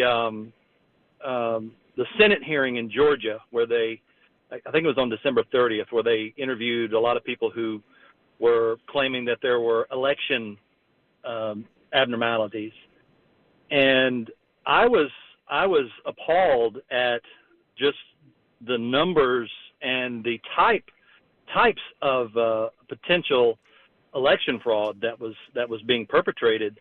That I think that there should have been any number of court cases that should have investigated this, and Rafflesberger should have investigated these. I think there was enough there for people to raise their eyebrows and scratch their head and go, hey, something's going on down in Georgia. However, I've listened to both conservative and liberal media to try to find the truth somewhere in the middle.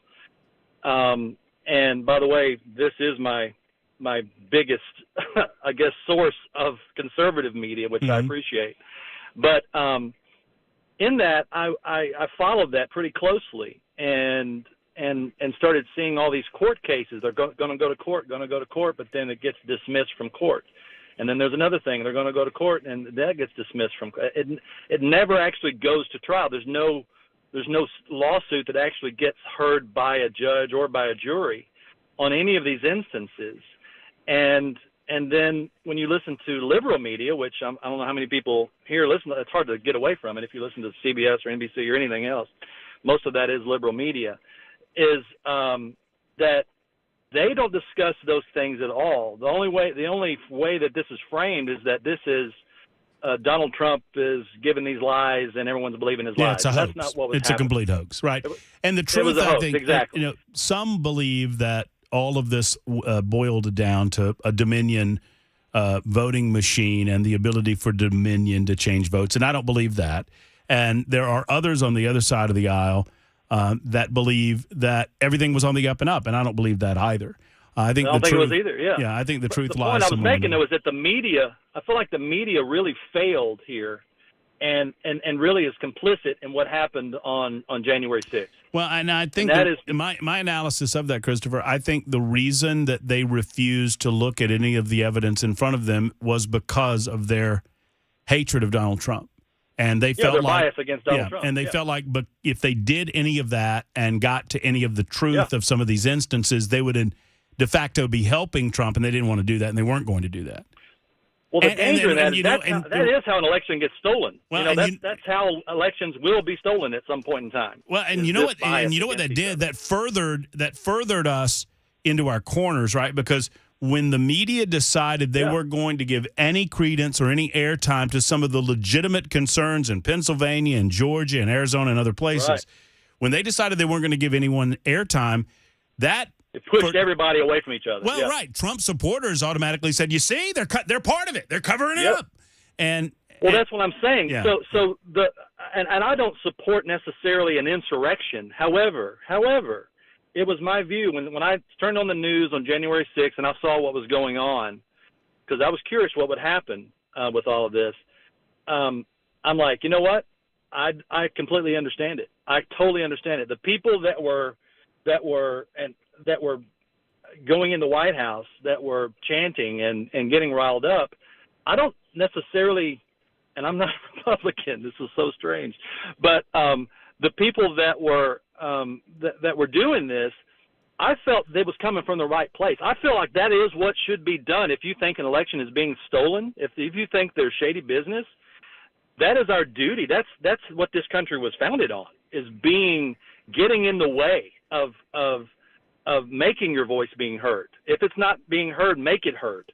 And I don't necessarily support the violence. I feel like it should have been better organized, but man, I cannot believe that there was not more, and still has not been more media coverage of that position, that these people were doing what they thought was patriotic.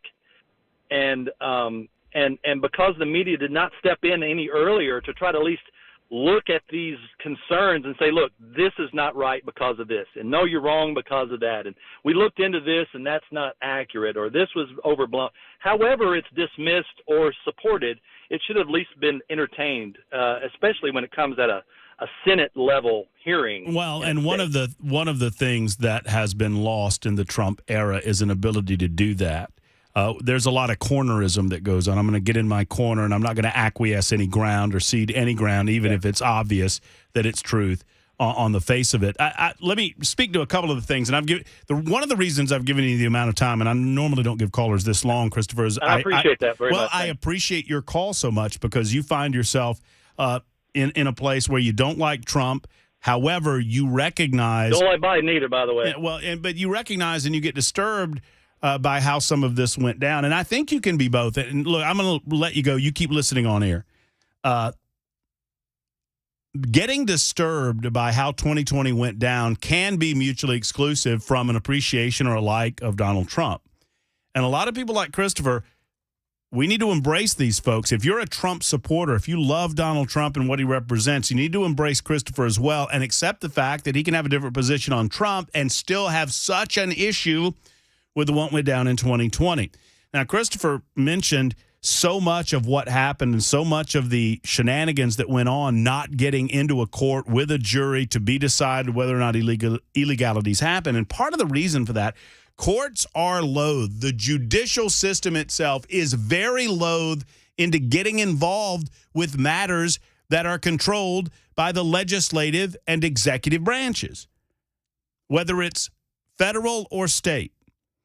So they are predisposed to stay out of all of this, considering they believe the ultimate remedy is at the ballot box.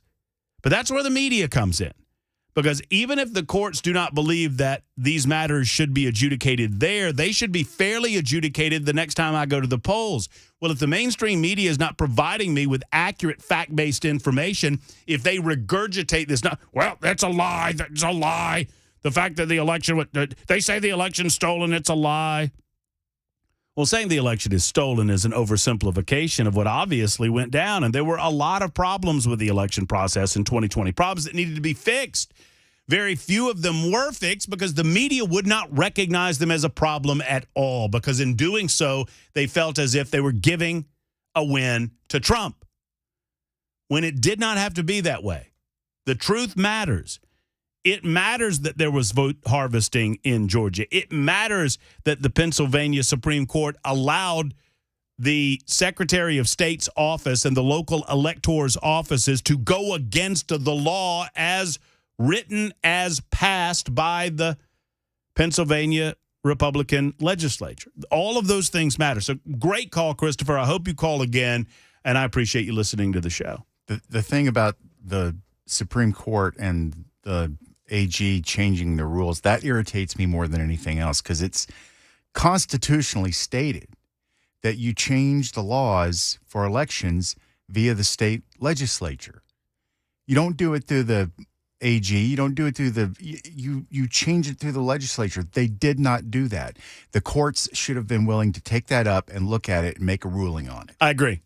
And they didn't. And they failed us in not doing so. And they gave ammunition to the leftist position that there was nothing to see here. And there most certainly was. You and I both know it.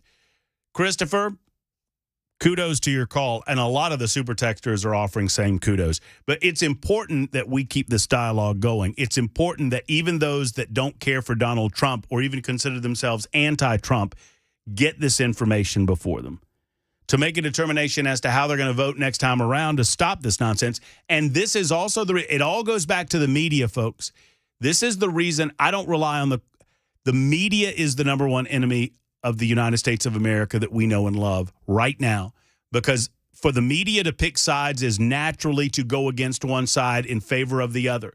And when the media begins doing that, they're doing that which they claim to hate. They claim to hate misinformation. And in ignoring other positions on matters like this, they themselves become purveyors of misinformation. I am not a purveyor of misinformation, Bell K, especially when it comes to tank rampages. I have it. I found it, and I'll share it with you in a minute. Okay, because I don't remember this one. Okay, you have to look up the bulldozer one, and I have to look up the tank one, and we'll share. Okay. We'll compare and contrast. Gotcha. It's 151 on Super Talk.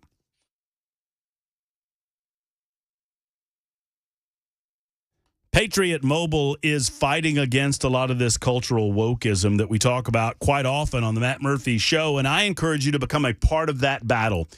Friends, put your money where your mouth is. I mean, I'm not saying that as a challenge. I'm asking you to do that as a principled stand against the wokeism and the propaganda that goes on a regular basis. That's right. Money goes into these propaganda machines. Money goes into these DEI programs that ultimately affect you, your family, your children. Woke companies are in all aspects of business, and the mobile industry is no different. But thankfully, Patriot Mobile is here. Patriot Mobile provides you the same fine and quality service that you'll get. You keep your phone and keep your number, as a matter of fact, and changing is no impact to low impact. They're America's only Christian conservative wireless provider. They have low-rate plans available for you, and you get free activation when you use the offer code Murphy, M-U-R-P-H-Y. Call 878-PATRIOT and switch today. Switching is so easy. It doesn't take an arm and a leg. It doesn't take a lot of additional cost. It simply takes a telephone call to go with a company that believes in your values. I encourage you to call Patriot Mobile. 878-PATRIOT. That's 878-PATRIOT, or go to patriotmobile.com. Offer code Murphy.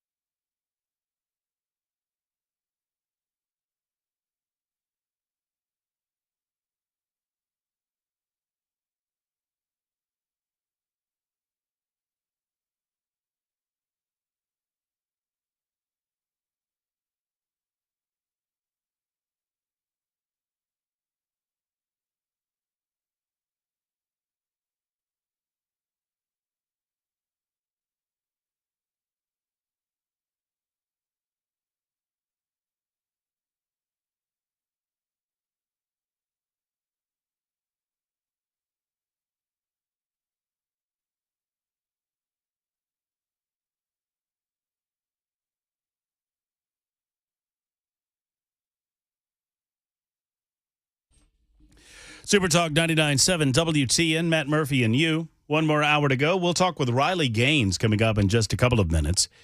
Riley, of course, internationally known swimmer now based on her advocacy promoting women's rights when it comes to athletics. She will also be promoting reading in the library. She'll be with Kirk Cameron Saturday morning. I'll be there as well. I'll be there as a fanboy more than anything else.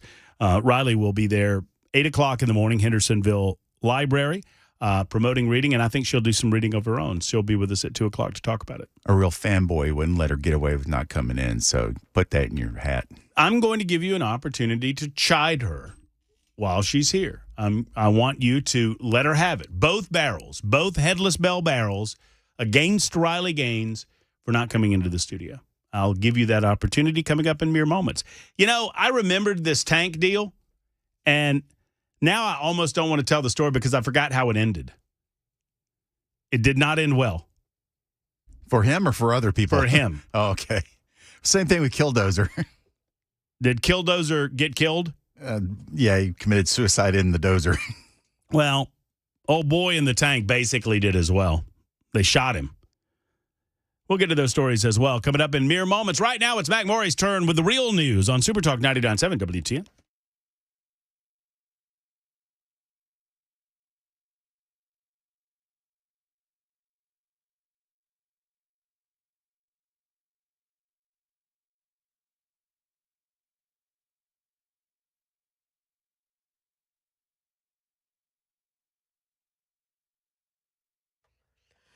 It's 2 o'clock. I'm Mac Morey with your top stories. Right now, 72 degrees, and a flood advisory is in effect until 3:15 for Davidson, Williamson, and Rutherford counties. Looks like the worst of the rainfall has subsided for today, though.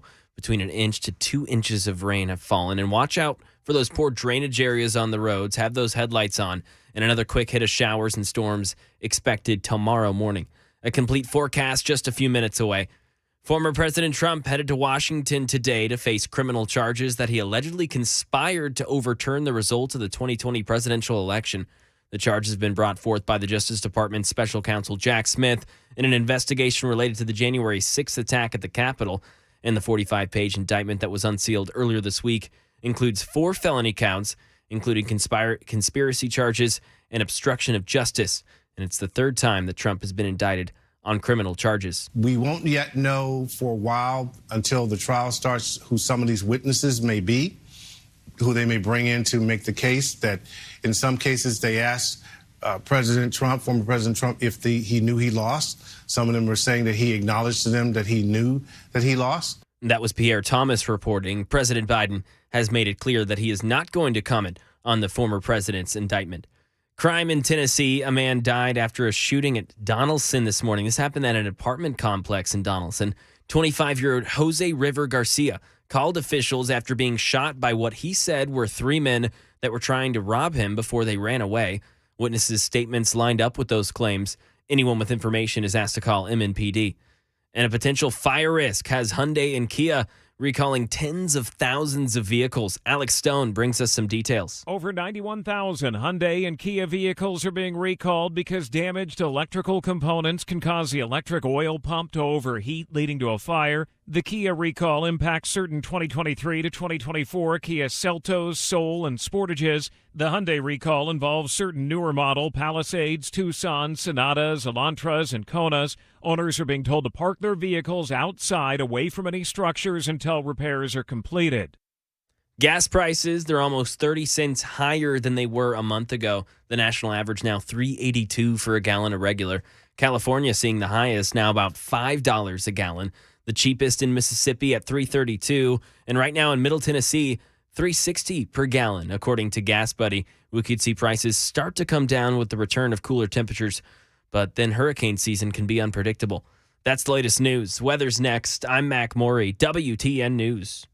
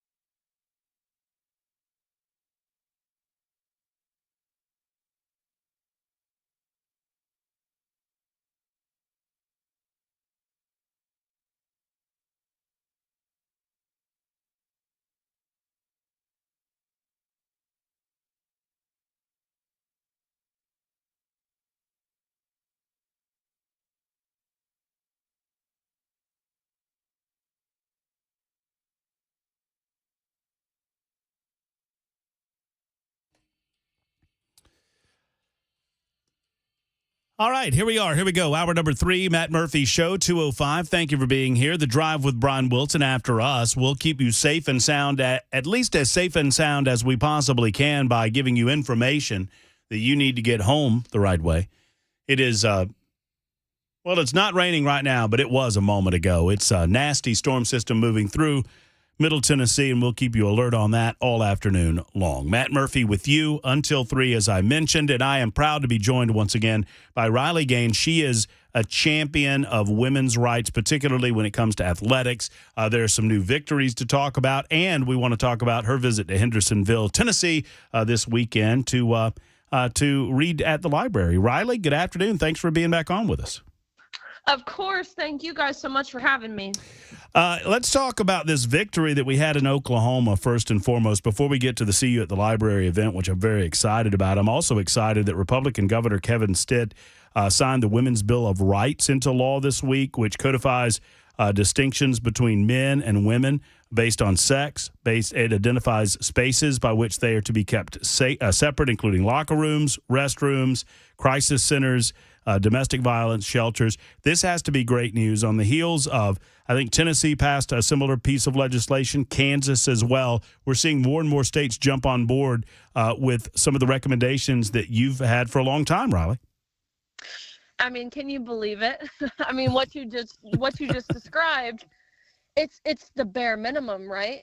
We want prisons. We want only women in women's prisons. We want only women in women's restrooms and locker rooms. We want only women in sororities, only women in women's sports. I mean, it's common sense. But we're passing legislation, and I couldn't be more grateful for the leadership of Governor Stitt. He was actually the first. Well, this was passed in Kansas and then Tennessee, Oklahoma being the third state. Governor Stitt was the first to sign an executive order, which is great news. I mean, it's really common sense, and we as common sense Americans, in the nearly 250 years we've been established as a country, we haven't had trouble distinguishing man versus woman or boy versus girl or male versus female. But it's time our laws and our lawmakers and our politicians know this as well. It's almost difficult for you and I to talk about because it seems so common sense. I mean, it is ridiculous to suggest that we go all in on what some of the leftist liberals want us to do, and that is to accept the idea of your 10-year-old daughter getting ready for a swim meet, being forced to get undressed in front of a 12 or a 13-year-old biological boy. It is absurd. America is behind us. Sadly, it's difficult to get the word out considering where the mainstream media seems to be on all of this. Do you feel that frustration? I mean, you cover the media spectrum like nobody else I've seen on this issue. Do you go those places where you get a more robust pushback on your common sense reforms? Certainly. And if you were to just look at the media, if that's all you were to look at, you would think this issue is really polarizing. But let me tell you, this is not a polarizing issue. It's actually quite the contrary. It's actually a really unifying issue across the political spectrum. Because let me tell you, it's not just Republicans who think this is lunacy. I mean, really, among the general public, all polling shows that the overwhelming majority agrees that men are men and women are women, especially as it pertains to sports and bathrooms and prisons and those things I mentioned earlier. But if you were to just watch Fox or CNN or look at mainstream media, you would think this issue is a lot more divisive than what it really is. But I do, unfortunately, I put myself in those settings to where I'm communicating with anyone and everyone I can to let them know that we as women, we as female athletes, we as humans, and especially we as Christians, we have had enough. We're rolling up our sleeves, and it's time to say no, time to really quit being silent. You know, you got pushback from one of the usual places, the university system. Recently, I was reading an article where some professor whose name I cannot pronounce, and I don't even want to give them publicity, from the University of British Columbia, who said that that it would be better. I mean, you obviously have been a champion for keeping girls and boys separate in these locker rooms and the things that we just talked about. And this person actually said that the world would be a better place if children were exposed to adult genitalia of the opposite sex to prepare them for seeing a naked trans person, and specifically responding to you. How do you react to this kind of nonsense? Well, it's really interesting, and I can't pronounce this person's name either, nor do I want to. But I did some digging into who this person is outside of just being a professor. And I was stalking her, and I found a screenshot of a tweet she had in 2020 where a male coworker had unintentionally exposed his genitals on the Zoom camera when he wasn't wearing clothes, and she went on to say how this was terrible, and the coworkers did not consent to this, and it was so troubling, and it was so wrong to be exposed to male genitalia, but just in a matter of 3 years, as it pertains to children should be seeing these things. I mean, it doesn't make sense, and you have to ask yourself the question of why. Why do these people in academia, in the media, in corporate America, why do they so desperately want to put young girls in an environment where they're undressing in front of grown men? And that might be extreme, right? But really, it's like they're pushing for this, they're advocating for this, and it's really perverse, and it's disgusting. Riley Gaines, our guest. She's going to be in Hendersonville this weekend, 8 a.m. at the Hendersonville Public Library. How excited are you for this? I am thrilled. It's always nice, of course, to be at home. I'm doing so much traveling lately that anytime I'm at home, it's such a blessing. But that being said, with this being home, it's important to me that this community understands these issues, especially being a community that's relatively conservative and leans right, I feel like, on a lot of these cultural issues. But it's happening right here in Tennessee. And so it's important these parents know this through messages that are virtuous and that are in the biblical sense that we really all should hear. I need to hear. Everyone needs to hear. And so I'm really excited. Well, I'm excited that you're involved in this as well. And it really is, it represents a positive way that we can push back on this ridiculous narrative that we're being force-fed by so many in the mainstream media. And they're utilizing outlets like the library, which at one time would have been a safe haven for our children. And now they're trying to infiltrate those library spaces. And what a great way to say, you know what? Most of Tennessee and most of America, we're not in favor of all of this. Why don't we don't cede those spaces to the LGBT community and allow them to do what they will. Take back those spaces for our own uses, for our own Christian consumption and beyond. And I see that as what you guys are doing, and I think it's fabulous. Do you know what? Are you going to read a book? Do you know? I am. I believe I will be reading Bethany Hamilton's book. And of course, Bethany Hamilton, she is the surfer who lost her arm in a shark attack, I think in 2013. But being an athlete herself, a professional athlete, she's come out and taken a stance and said that because of the new guidelines in World Surf League allowing men to compete in surfing, she's taken a stance and said she won't compete as long as that's the rules. And so she is a role model to so many, but she is a huge role model of mine, not just for her athletic success, but because of her unwavering stance as it pertains to her morals and what she knows to be right and what she knows to be fair and true. And so I'll be reading her book, and I'm super excited. There are several very prominent names that have taken a step out on that ledge, and it truly is a ledge that you stand on, Riley. I know you have such incredible support, but with the media backlash and with the cancel culture nature of what you're dealing with, I know you've done it. Martina Navratilova has done it. You mentioned Beth, the surfer. She's done it as well. Are you surprised that more have not? And do you consider that will grow over time as the dramatic and negative effects of what would be a male takeover of women's athletics start to become apparent to more people? Do you think there will be more people on the sidelines along with you? I do. I think as this continues and unfortunately, as more girls lose out on opportunities or are exploited in the locker room or injured in their sport, I think more and more people are going to take the side of sanity, of science, and again, common sense. Just today, actually, we had Jordan Ball, who was she played softball at Oklahoma, which she won 2 national championships there, but she's now transferring to Nebraska, and she's come out in support of this today, which is huge. And it's day by day, you know. I can't say I'm overly surprised that publicly in some form of a statement we haven't had Serena or Venus Williams or any of the national women's soccer team stars taking a stance. But while I'm not surprised, I think with due time that will come.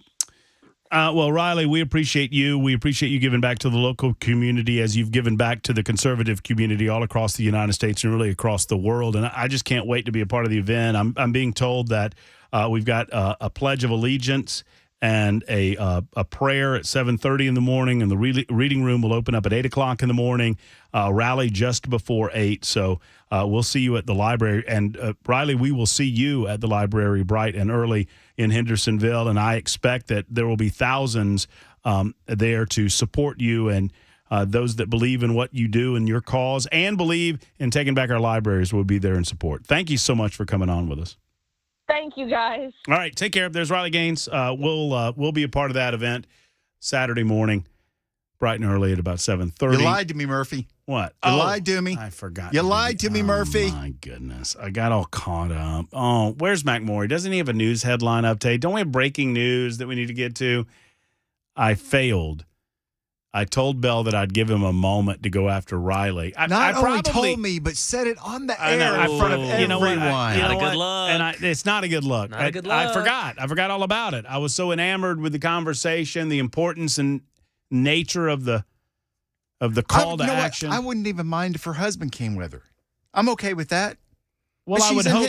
She's in Hendersonville. I would hope so. What do you suggest? It's like you're inviting her into a locker room now, Belle. I mean, goodness gracious. Hey, you know what, man? It's 2023. You know, men, women, same locker room, whatever. Now, what were you guys talking about today? Now, What's the subject? What was this? What was the subject? Let's get in the locker room. She lives in Hendersonville. It's not that far of a She drive. lives in Gallatin. Well, it's six of one, half a dozen of the other. That is not true. Just ask the residents of Gallatin and ask the I residents drive of in from Henderson. Chattanooga every day for this show. She can drive from Gallatin. Just not true. That isn't true. I formally and officially apologize for my failure in giving you, but I really do think I saved you from yourself. I did not intend to do it. I forgot about it. I got caught up in the moment, and I admit that. But I think at the end of the day, which is not a preferred saying by me, I think I helped you. Well, let me tell you something, Mr. Big Government Guy. I don't need you saving me from myself. Government guy. I don't need the government, and I don't need you saving me from myself. When did I become a big government guy? I don't remember when that happened. But about 5 seconds ago. I'm just telling you that I don't think it's a good look for you right after we talk about Riley protecting herself and other young ladies in the locker room from male predators. I don't think it's a good idea that you come on the radio and go, hey, why aren't you here? I want to see you. I want you in my presence. I don't think that's a good look. That's just me. I'm a fan. You know, what do you want me to say? I want you to say that it was a great interview and I didn't listen to it. I'm sorry. I know you didn't because you're talking about going in the locker room with her. Oh, is that It what was it great, was man. about? I listened. It was great. Thank you, Mac. I appreciate it. At least, look, of the three of us, at least one's listening. Wait, not 2 of us? Oh, no. Hey, Rock has been holding in Brentwood. Why don't we go to Rock? R-O-K, and I'm going to assume that's Rock. That you are correct, Mad Murphy, sir. Hey, Rock, thanks for holding in. I wanted to get to you before the break because you've been so patient. What's on your mind? You know, when I first came on, I thought you said there was a forklift race going on, and I said, well, that's some unbridled excitement right there. But then when you said chase, I said, well, there's some more unbridled excitement. Anyway, I think I may have a possible solution to the fairground speedway controversy. Okay. And if it's not a solution, I think it should be considered as a viable option. This is an idea I came up with the other night. where I think essentially everybody can win. The soccer fans, the race fans, the mayor, whoever that is, John Ingram, and Nashville as a whole, as well as the NASCAR community.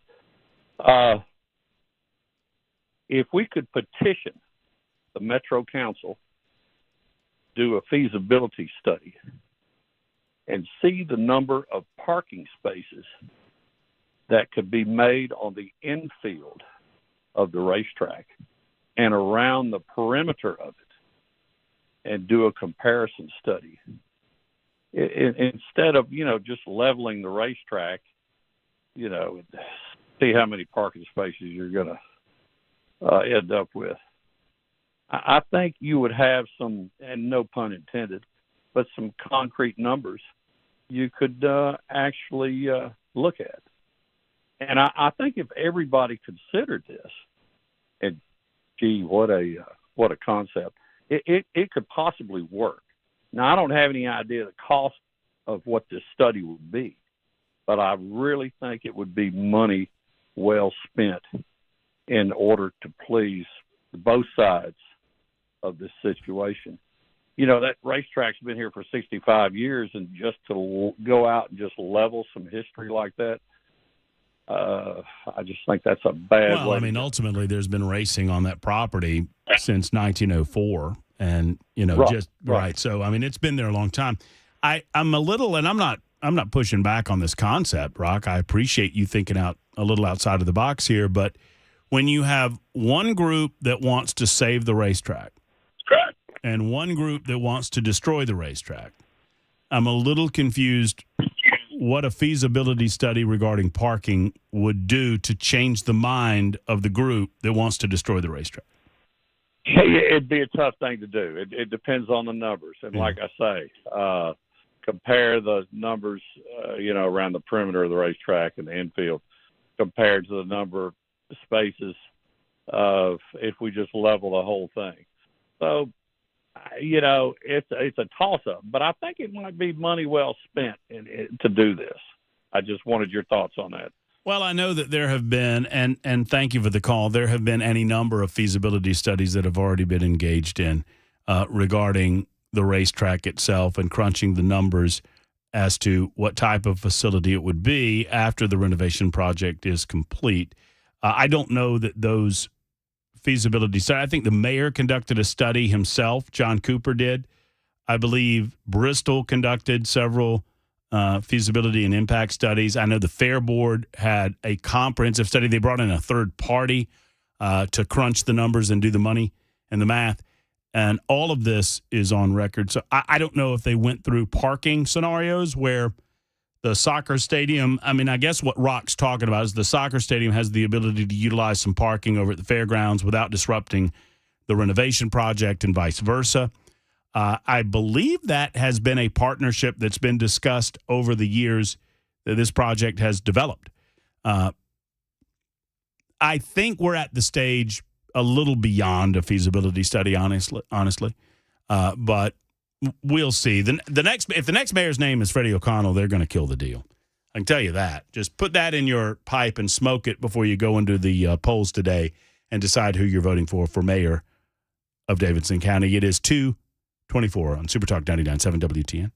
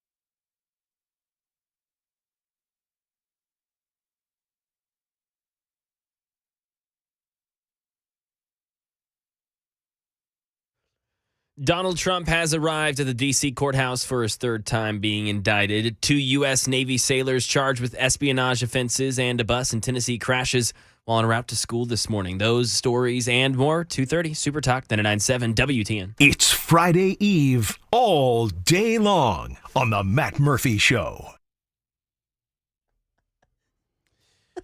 What? What? Why? Why?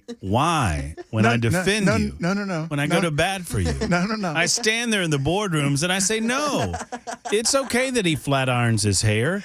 Don't judge him because of that. Why? It's why not?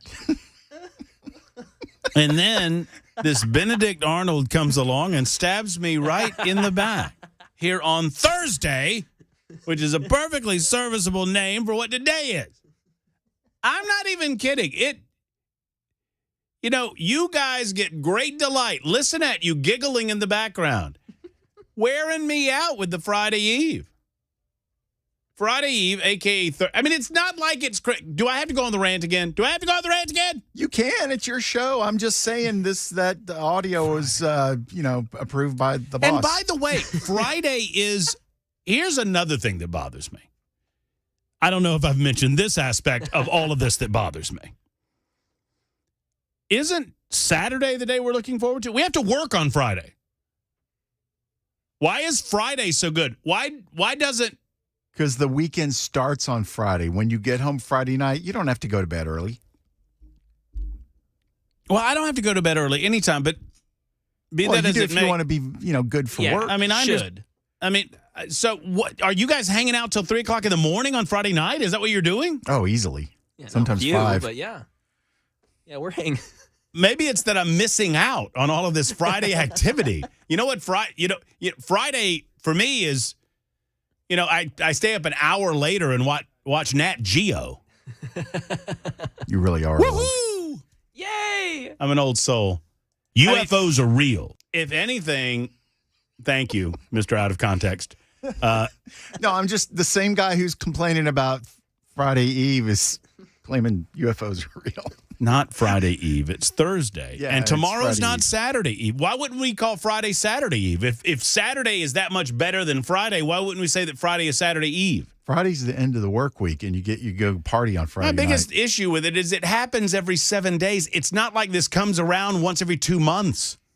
Well, our boss disagrees with you, and he thought he thought that was a good idea. But, have you noticed something about... Can I just say this before the news? While we're on the subject... And let me pick on Dan Mandis for a moment. Oh, yeah. Has anyone... I love these 3 hours every day. I am invigorated by these 3 hours every day. I don't feel like I have to go to work. They pay me to do this. It is an absolute blessing what I get to do on a day-to-day basis. If you listen to Mandis, by like 8:45, it's like he's coming out of the coal mines. Has anybody noticed that? He's like, this has been a tough show. This has been bad. Woo! Well, I don't know. I'm just out of it. Having been so his producer before, having been his producer before I was your producer, that is his MO. By the time he's done with the show, he's mentally just burnt.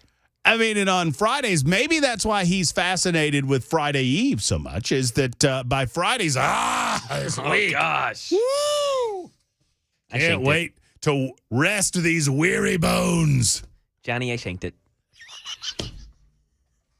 I love Dan. I love We all Dan. do. I love Dan so much, I'll tell you how good he did in pickleball just a minute from now. It is 2:32, Super Talk 99.7 WTN. Giggity.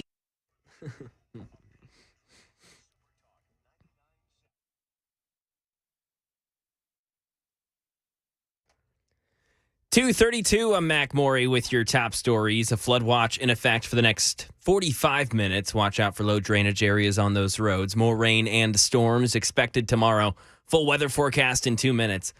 Donald Trump indictment watch. The former president has now arrived at the D.C. courthouse for his arrest and arraignment. He's expected to plead not guilty to multiple charges related to his efforts to overturn the 2020 election and the subsequent January 6th riot at the Capitol. In Southern California, prosecutors have announced that 2 active duty U.S. Navy sailors have been charged on espionage offenses related to national security and tied to China.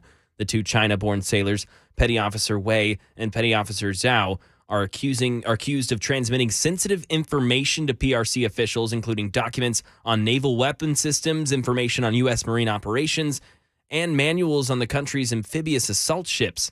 Assistant Attorney General for National Security Matt Olson says these cases reflect the, quote, audacity of the PRC to gain access to American national defense intelligence. Make no mistake, as a department, we will continue to use every tool in our arsenal to counter the threat and to deter China and those who aid them in violating the rule of law and threaten our national security. And it went on to say that China, when compared to other nations, quote, stands apart in terms of the threat that its government proposes to the United States. Back here in the volunteer state, this morning in Mount Juliet, a bus hit a pole while turning onto Central Pike. Those students and that driver were all okay. Police responded to make sure of that. A counselor was available to talk through that scare with any of those students that needed it. And Pope Francis continues his trip to Portugal today for the church's World Youth Day Festival, with the Pope already making waves by addressing a major issue for young people inside of that Catholic church. Ines de la Catera. And the Pope's making headlines by addressing one of the issues that's really been weighing over this whole event, this issue of sexual abuse, with an independent commission in Portugal finding that close to 5,000 boys and girls were abused by members of the Catholic Church since the 1950s. The Pope talking about that publicly, talking about the need to listen to victims, and he did meet with victims behind closed doors as well. That is the latest news. Weather's next. I'm Mac Morey, WTN News.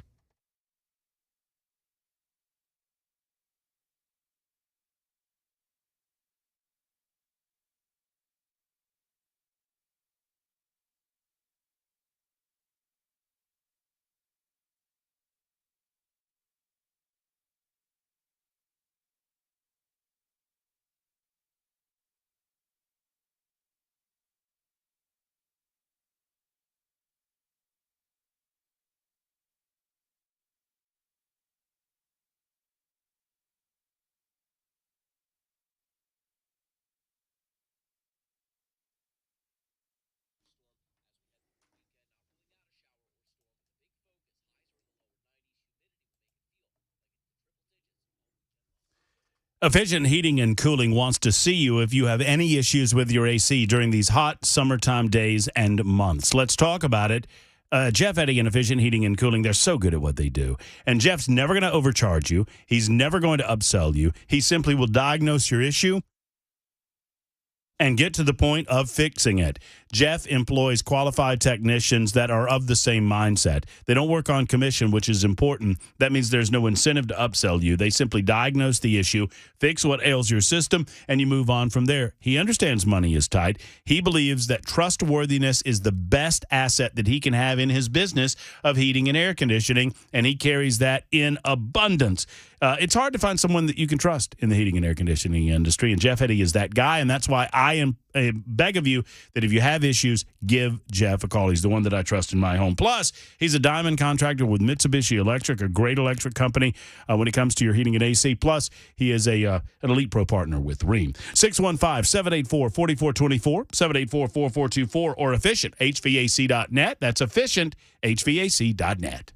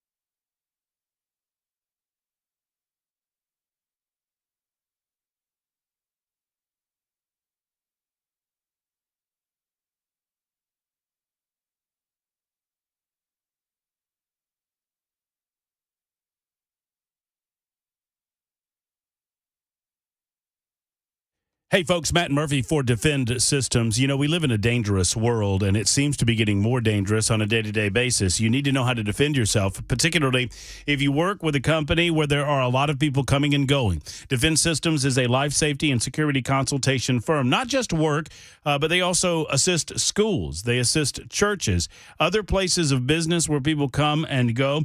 They deal with active shooter response training, active shooter mitigation, workplace violence prevention, site surveys, and threat assessment. They do it all with Defend Systems. Brink Fiddler has almost 2 decades of experience with the Metro Nashville Police Department and years of experience in defending and fortifying places just like your place of business, your school, your church. So if you're a decision maker, you owe it to yourself and the people around you to make the call that so many others have made to Defend Systems. 615-236-6484. All of what Brink does is customized to your individual facility, so you're flexible in what you want taught by Brink and his team. DefendSystems.com. Once again, DefendSystems.com. Tell them Matt Murphy sent you to Defend Systems.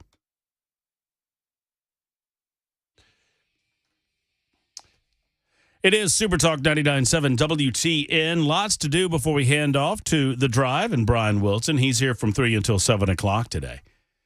I'm going to a watch party tonight. I will not tell you whose, but I will say that it's not Justin Jones's. You know, Justin Jones is running for re-election in District Number 52. We've not said a lot about this because it's expected that he will win easily, considering the nature of his district. But he's running. Metro Council is running as well. And he's going to get that huge sympathy vote, too, because, you know, when you're a victim like that, people just... Oh, I know. They get you back at the booth. Just so sad. So sad. A lot of you are having a great time on the Super Text line discussing what today is. It's Thursday. By the way, Friday Eve. It's Monday Eve. That's what it is. How about that? It's Friday Eve all day long on the Matt Murphy Show. I mean, you're in cahoots with the program director in Nashville's Morning News, also known as the boss. I mean, but it's cahoots is what it is, and I don't appreciate it. You can't really be in cahoots with your boss. You sort of work with him. And since I'm like his right-hand guy, it's there's no cahoots. So you would suggest that this was a Mandis idea, or was it was it a Bell Dan joint? It was a Bell idea that Mandis had no problems with whatsoever. Well, because he's Mr. Friday Eve, right? So why would he have a problem with it? Should we play it again just so everyone... No. It's Friday Eve all day long on the Matt Murphy Show. He asked a question. You should let me answer the question before he... I anticipated your answer. I may have been wrong, but I still tried to anticipate it. That's my job, is to anticipate your needs. Thank you. Thank you, Benedict. Headless Benedict over there. Recent data shows the greater Nashville area has emerged as one of the top 5 cities across the country for job growth since COVID-19. According to the U.S. Census Bureau, more than 100,000 jobs, 110,000 jobs, as a matter of fact, have been added to the Nashville metropolitan statistical area since the beginning of COVID-19. More than 140 jobs were lost during that time. The Nashville Area Chamber of Commerce reports that since then, the area has gained on that loss on top of adding the new jobs to the area since February of 2020. The Nashville metro area saw a growth of 10.4% from 2020, February of 2020 through June of 2023. That growth rate makes Nashville number 4 of the 52 largest metro areas. Music City ranks behind only 3 other areas, and I'm asking Bell, Kay, and McMorey if they can guess these 3. Only 3 areas in the country have grown at a greater rate than Nashville since February of 2020. See if you can guess them. Miami is incorrect. Miami's like number 9 or 10. Charlotte is incorrect. Charlotte's number 6. Tampa's number 5. Chicago? No. Chicago? No, it's gotta be red states. Yeah, no. But Chicago's down there like number 14 or something. Yeah, or another. no. They'll be so obvious once I give them to you. I'm so mad. Number 3, last chance to guess. No? Atlanta is like number 8. Here's the list from lowest to highest. 1, 2, 3, 4, Raleigh? 5, 6. Oh, whoa. There it is. Now you're starting to look at the list over there in your No, newsroom. I swear. Raleigh is number 3, Good. right ahead of Nashville at number 4. Now you're on to something here. Number 2, I'll go ahead and tell you, Dallas, Texas. Oh, wow. Wouldn't have guessed that. And the number 1 growing area also in Texas, Austin. A rather liberal city surrounded by a lot of red, but Austin is the fastest growing city since the pandemic, February of 2020. Saying rather liberal is really underselling how liberal Austin is. I've never been. I used to have that. I lived in Dallas. That was part of my territory. I'd be there like every other week, every third week. And that was an oasis of weirdness in an otherwise very, very conservative state. I want to go just to see it for myself. And what's so funny is it's like right there over by San Antonio, and San Antonio is about as conservative blue collar as you can get. From the super text line, 7422 says, Matt, you're a jerk. Now that your is Y-O-U-R. Matt, you're a jerk for not letting Bell talk to Riley. You should be ashamed. And I ain't kidding either. I appreciate the support, and I would agree with that. I should be ashamed for a lot better and more than that, sir. So if I'm not ashamed for many of the other things that I've done, I'll never be ashamed of that. John writes in and wants to know what the deal is with the R rating on Oppenheimer. Obviously, John knows that I have been to see Oppenheimer. He writes, Matt, do you have any insight as to why Oppenheimer is rated R? I would like to watch it, but I don't usually watch R-rated movies. You know, there's language, but I don't think that the language, I mean, maybe it does, and I just don't notice it because I'm a bad person to notice that sort of thing because I dabble in the nasty language myself. But it's a vice of mine. The reason Oppenheimer is rated R is for sexual situations and nudity. But those circumstances are relatively brief. But there's one scene in particular that I would not let your teenagers go to. Well, maybe, I mean, above the age of 17, obviously. 17 or above, you're fine. But I would not let youngsters go to see the movie. Even with the language, I think the young people could go to see the movie, because it is historically accurate and it does detail a time in American life that they know little about, sadly, because of a lack of history teaching. But there's a storyline and one scene in the film that would preclude your younger generation or your younger teenagers from going to see the film. So I hope that answers your question. If that bothers you, then you might want to wait. But I will say this, it is brief enough that if it's something that you don't want to avail yourself of, it's not like it's scattered throughout the movie. There's 2 particular scenes that I'm thinking of that have nudity and sexual situations. Hope that answers your question. Tennessee Democrats have revealed a gun control bus tour leading up to the special session that is being prepared as we speak, 3 weeks or so from now.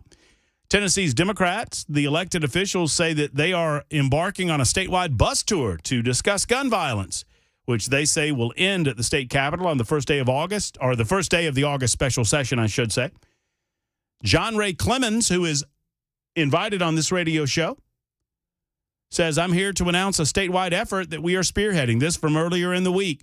The Democrat caucus chair said Monday morning, you know, oftentimes state legislators spend a great deal of time up here in the state capitol spinning our wheels about important issues. Today, I'm announcing that my colleagues and I are putting some wheels on the road and heading out across the state to personally hear from and speak with Tennessee families on this important matter.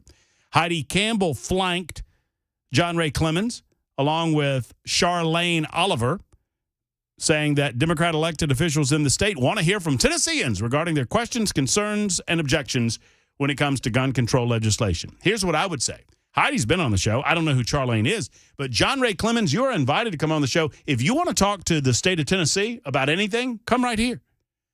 We'll be happy to have you, save you some gas money. And you can hear from real Tennesseans their thoughts on your efforts to take away their Second Amendment rights. I think they have some strong feelings about that matter. Now, I have invited John Ray on the show. Let's see if he takes us up on it. I seriously doubt it. And then there's this. I know that Mac Maury will know this name. Bell, I doubt you will. Bryce Young. Bryce Young? Yeah. Oh, yeah. A star at the University of Alabama during his time there, despite the fact that, thank you, the University of Georgia Bulldogs, he was unable to win a national championship. He did win the Heisman Trophy. Heisman winner. Yep. Yeah. Have you heard about this DoorDash thing? Yeah. This is awesome. Yes. This is awesome. So most people know that Bryce Young was a superstar at the University of Alabama. Most people may know that he signed a lucrative contract, a rookie deal, with the Charlotte Panthers, right? Is that right? Yep. Carolina Panthers. Charlotte Panthers, stupid. Carolina Panthers. Here's what you might not know about Bryce, and I've got even more respect for Bryce Young than I had before learning this information. So according to Bleacher Report, Bryce Young was asked about this, and he confirmed it, that he worked while at the University of Alabama as a DoorDash delivery employee. Said that he needed some, I mean, this is before NIL, I guess, took effect. And he said, I did that for a while, I guess. What's NIL? Name, image, likeness. Yeah. Oh, okay. So the courts ruled that the players have the right to make money from their name, image, or likeness, and that the university system couldn't preclude them from doing that. And so since that time, players like Bryce Young don't have to do DoorDash anymore. But he said that he wanted to conceal his identity because he didn't want to make a big deal out of it. He said, I would have a mask and a hoodie on because of COVID. Then I would really only accept the drop it at my door orders. And for the most part, I never really got recognized or anything. It was before NIL. I just wanted to make a little extra money. So he was doing DoorDash. He is the star at the University of Alabama. He is the star quarterback. And dude is running around food orders. Unreal. Wow. And 2 years later, he's the number one pick in the NFL draft. That is a young man. Yeah. Say what you will, that is grounded. Right? You got to believe that he's grounded. I love that. 151 Super Talk 99.7 WTN. The Drive with Brian Wilson's up next.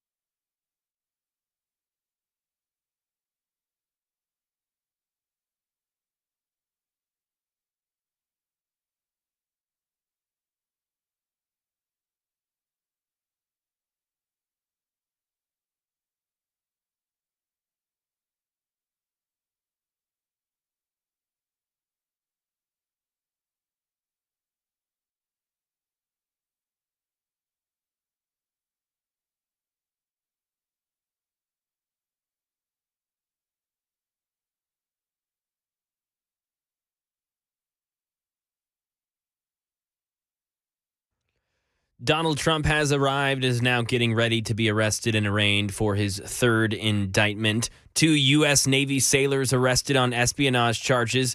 A dump truck crash this morning, and musical artist Lizzo finally responding to lawsuits against her. I'll explain at 3 o'clock. Super Talk 99.7 WTN. It is 2:58, Super Talk 99.7 WTN. Just enough time to pay off what we were discussing a couple of hours ago. I mentioned this tank rampage that happened. I thought my memory served me right. This was after the movie Tank, starring James Garner? Yeah. 1995 San Diego tank rampage. This guy broke in. He was a former military guy, broke in, stole a tank, ran around the city, and eventually he was caught and they shot and killed him, sadly, because they did not know. They could not get inside of the tank to get him, and they did not know if he had any guns, so they opened up the tank and shot him and killed him. I know that's a sad way to end the show, but I wanted to pay it off, and several of you on the Super Text line wanted me to as well. So there you go. Happier times tomorrow on a First Amendment Freestyle Friday, also known as Saturday Eve by some nitwits. We're back then at 12 noon. High noon, The Drive with Brian Wilson coming up next.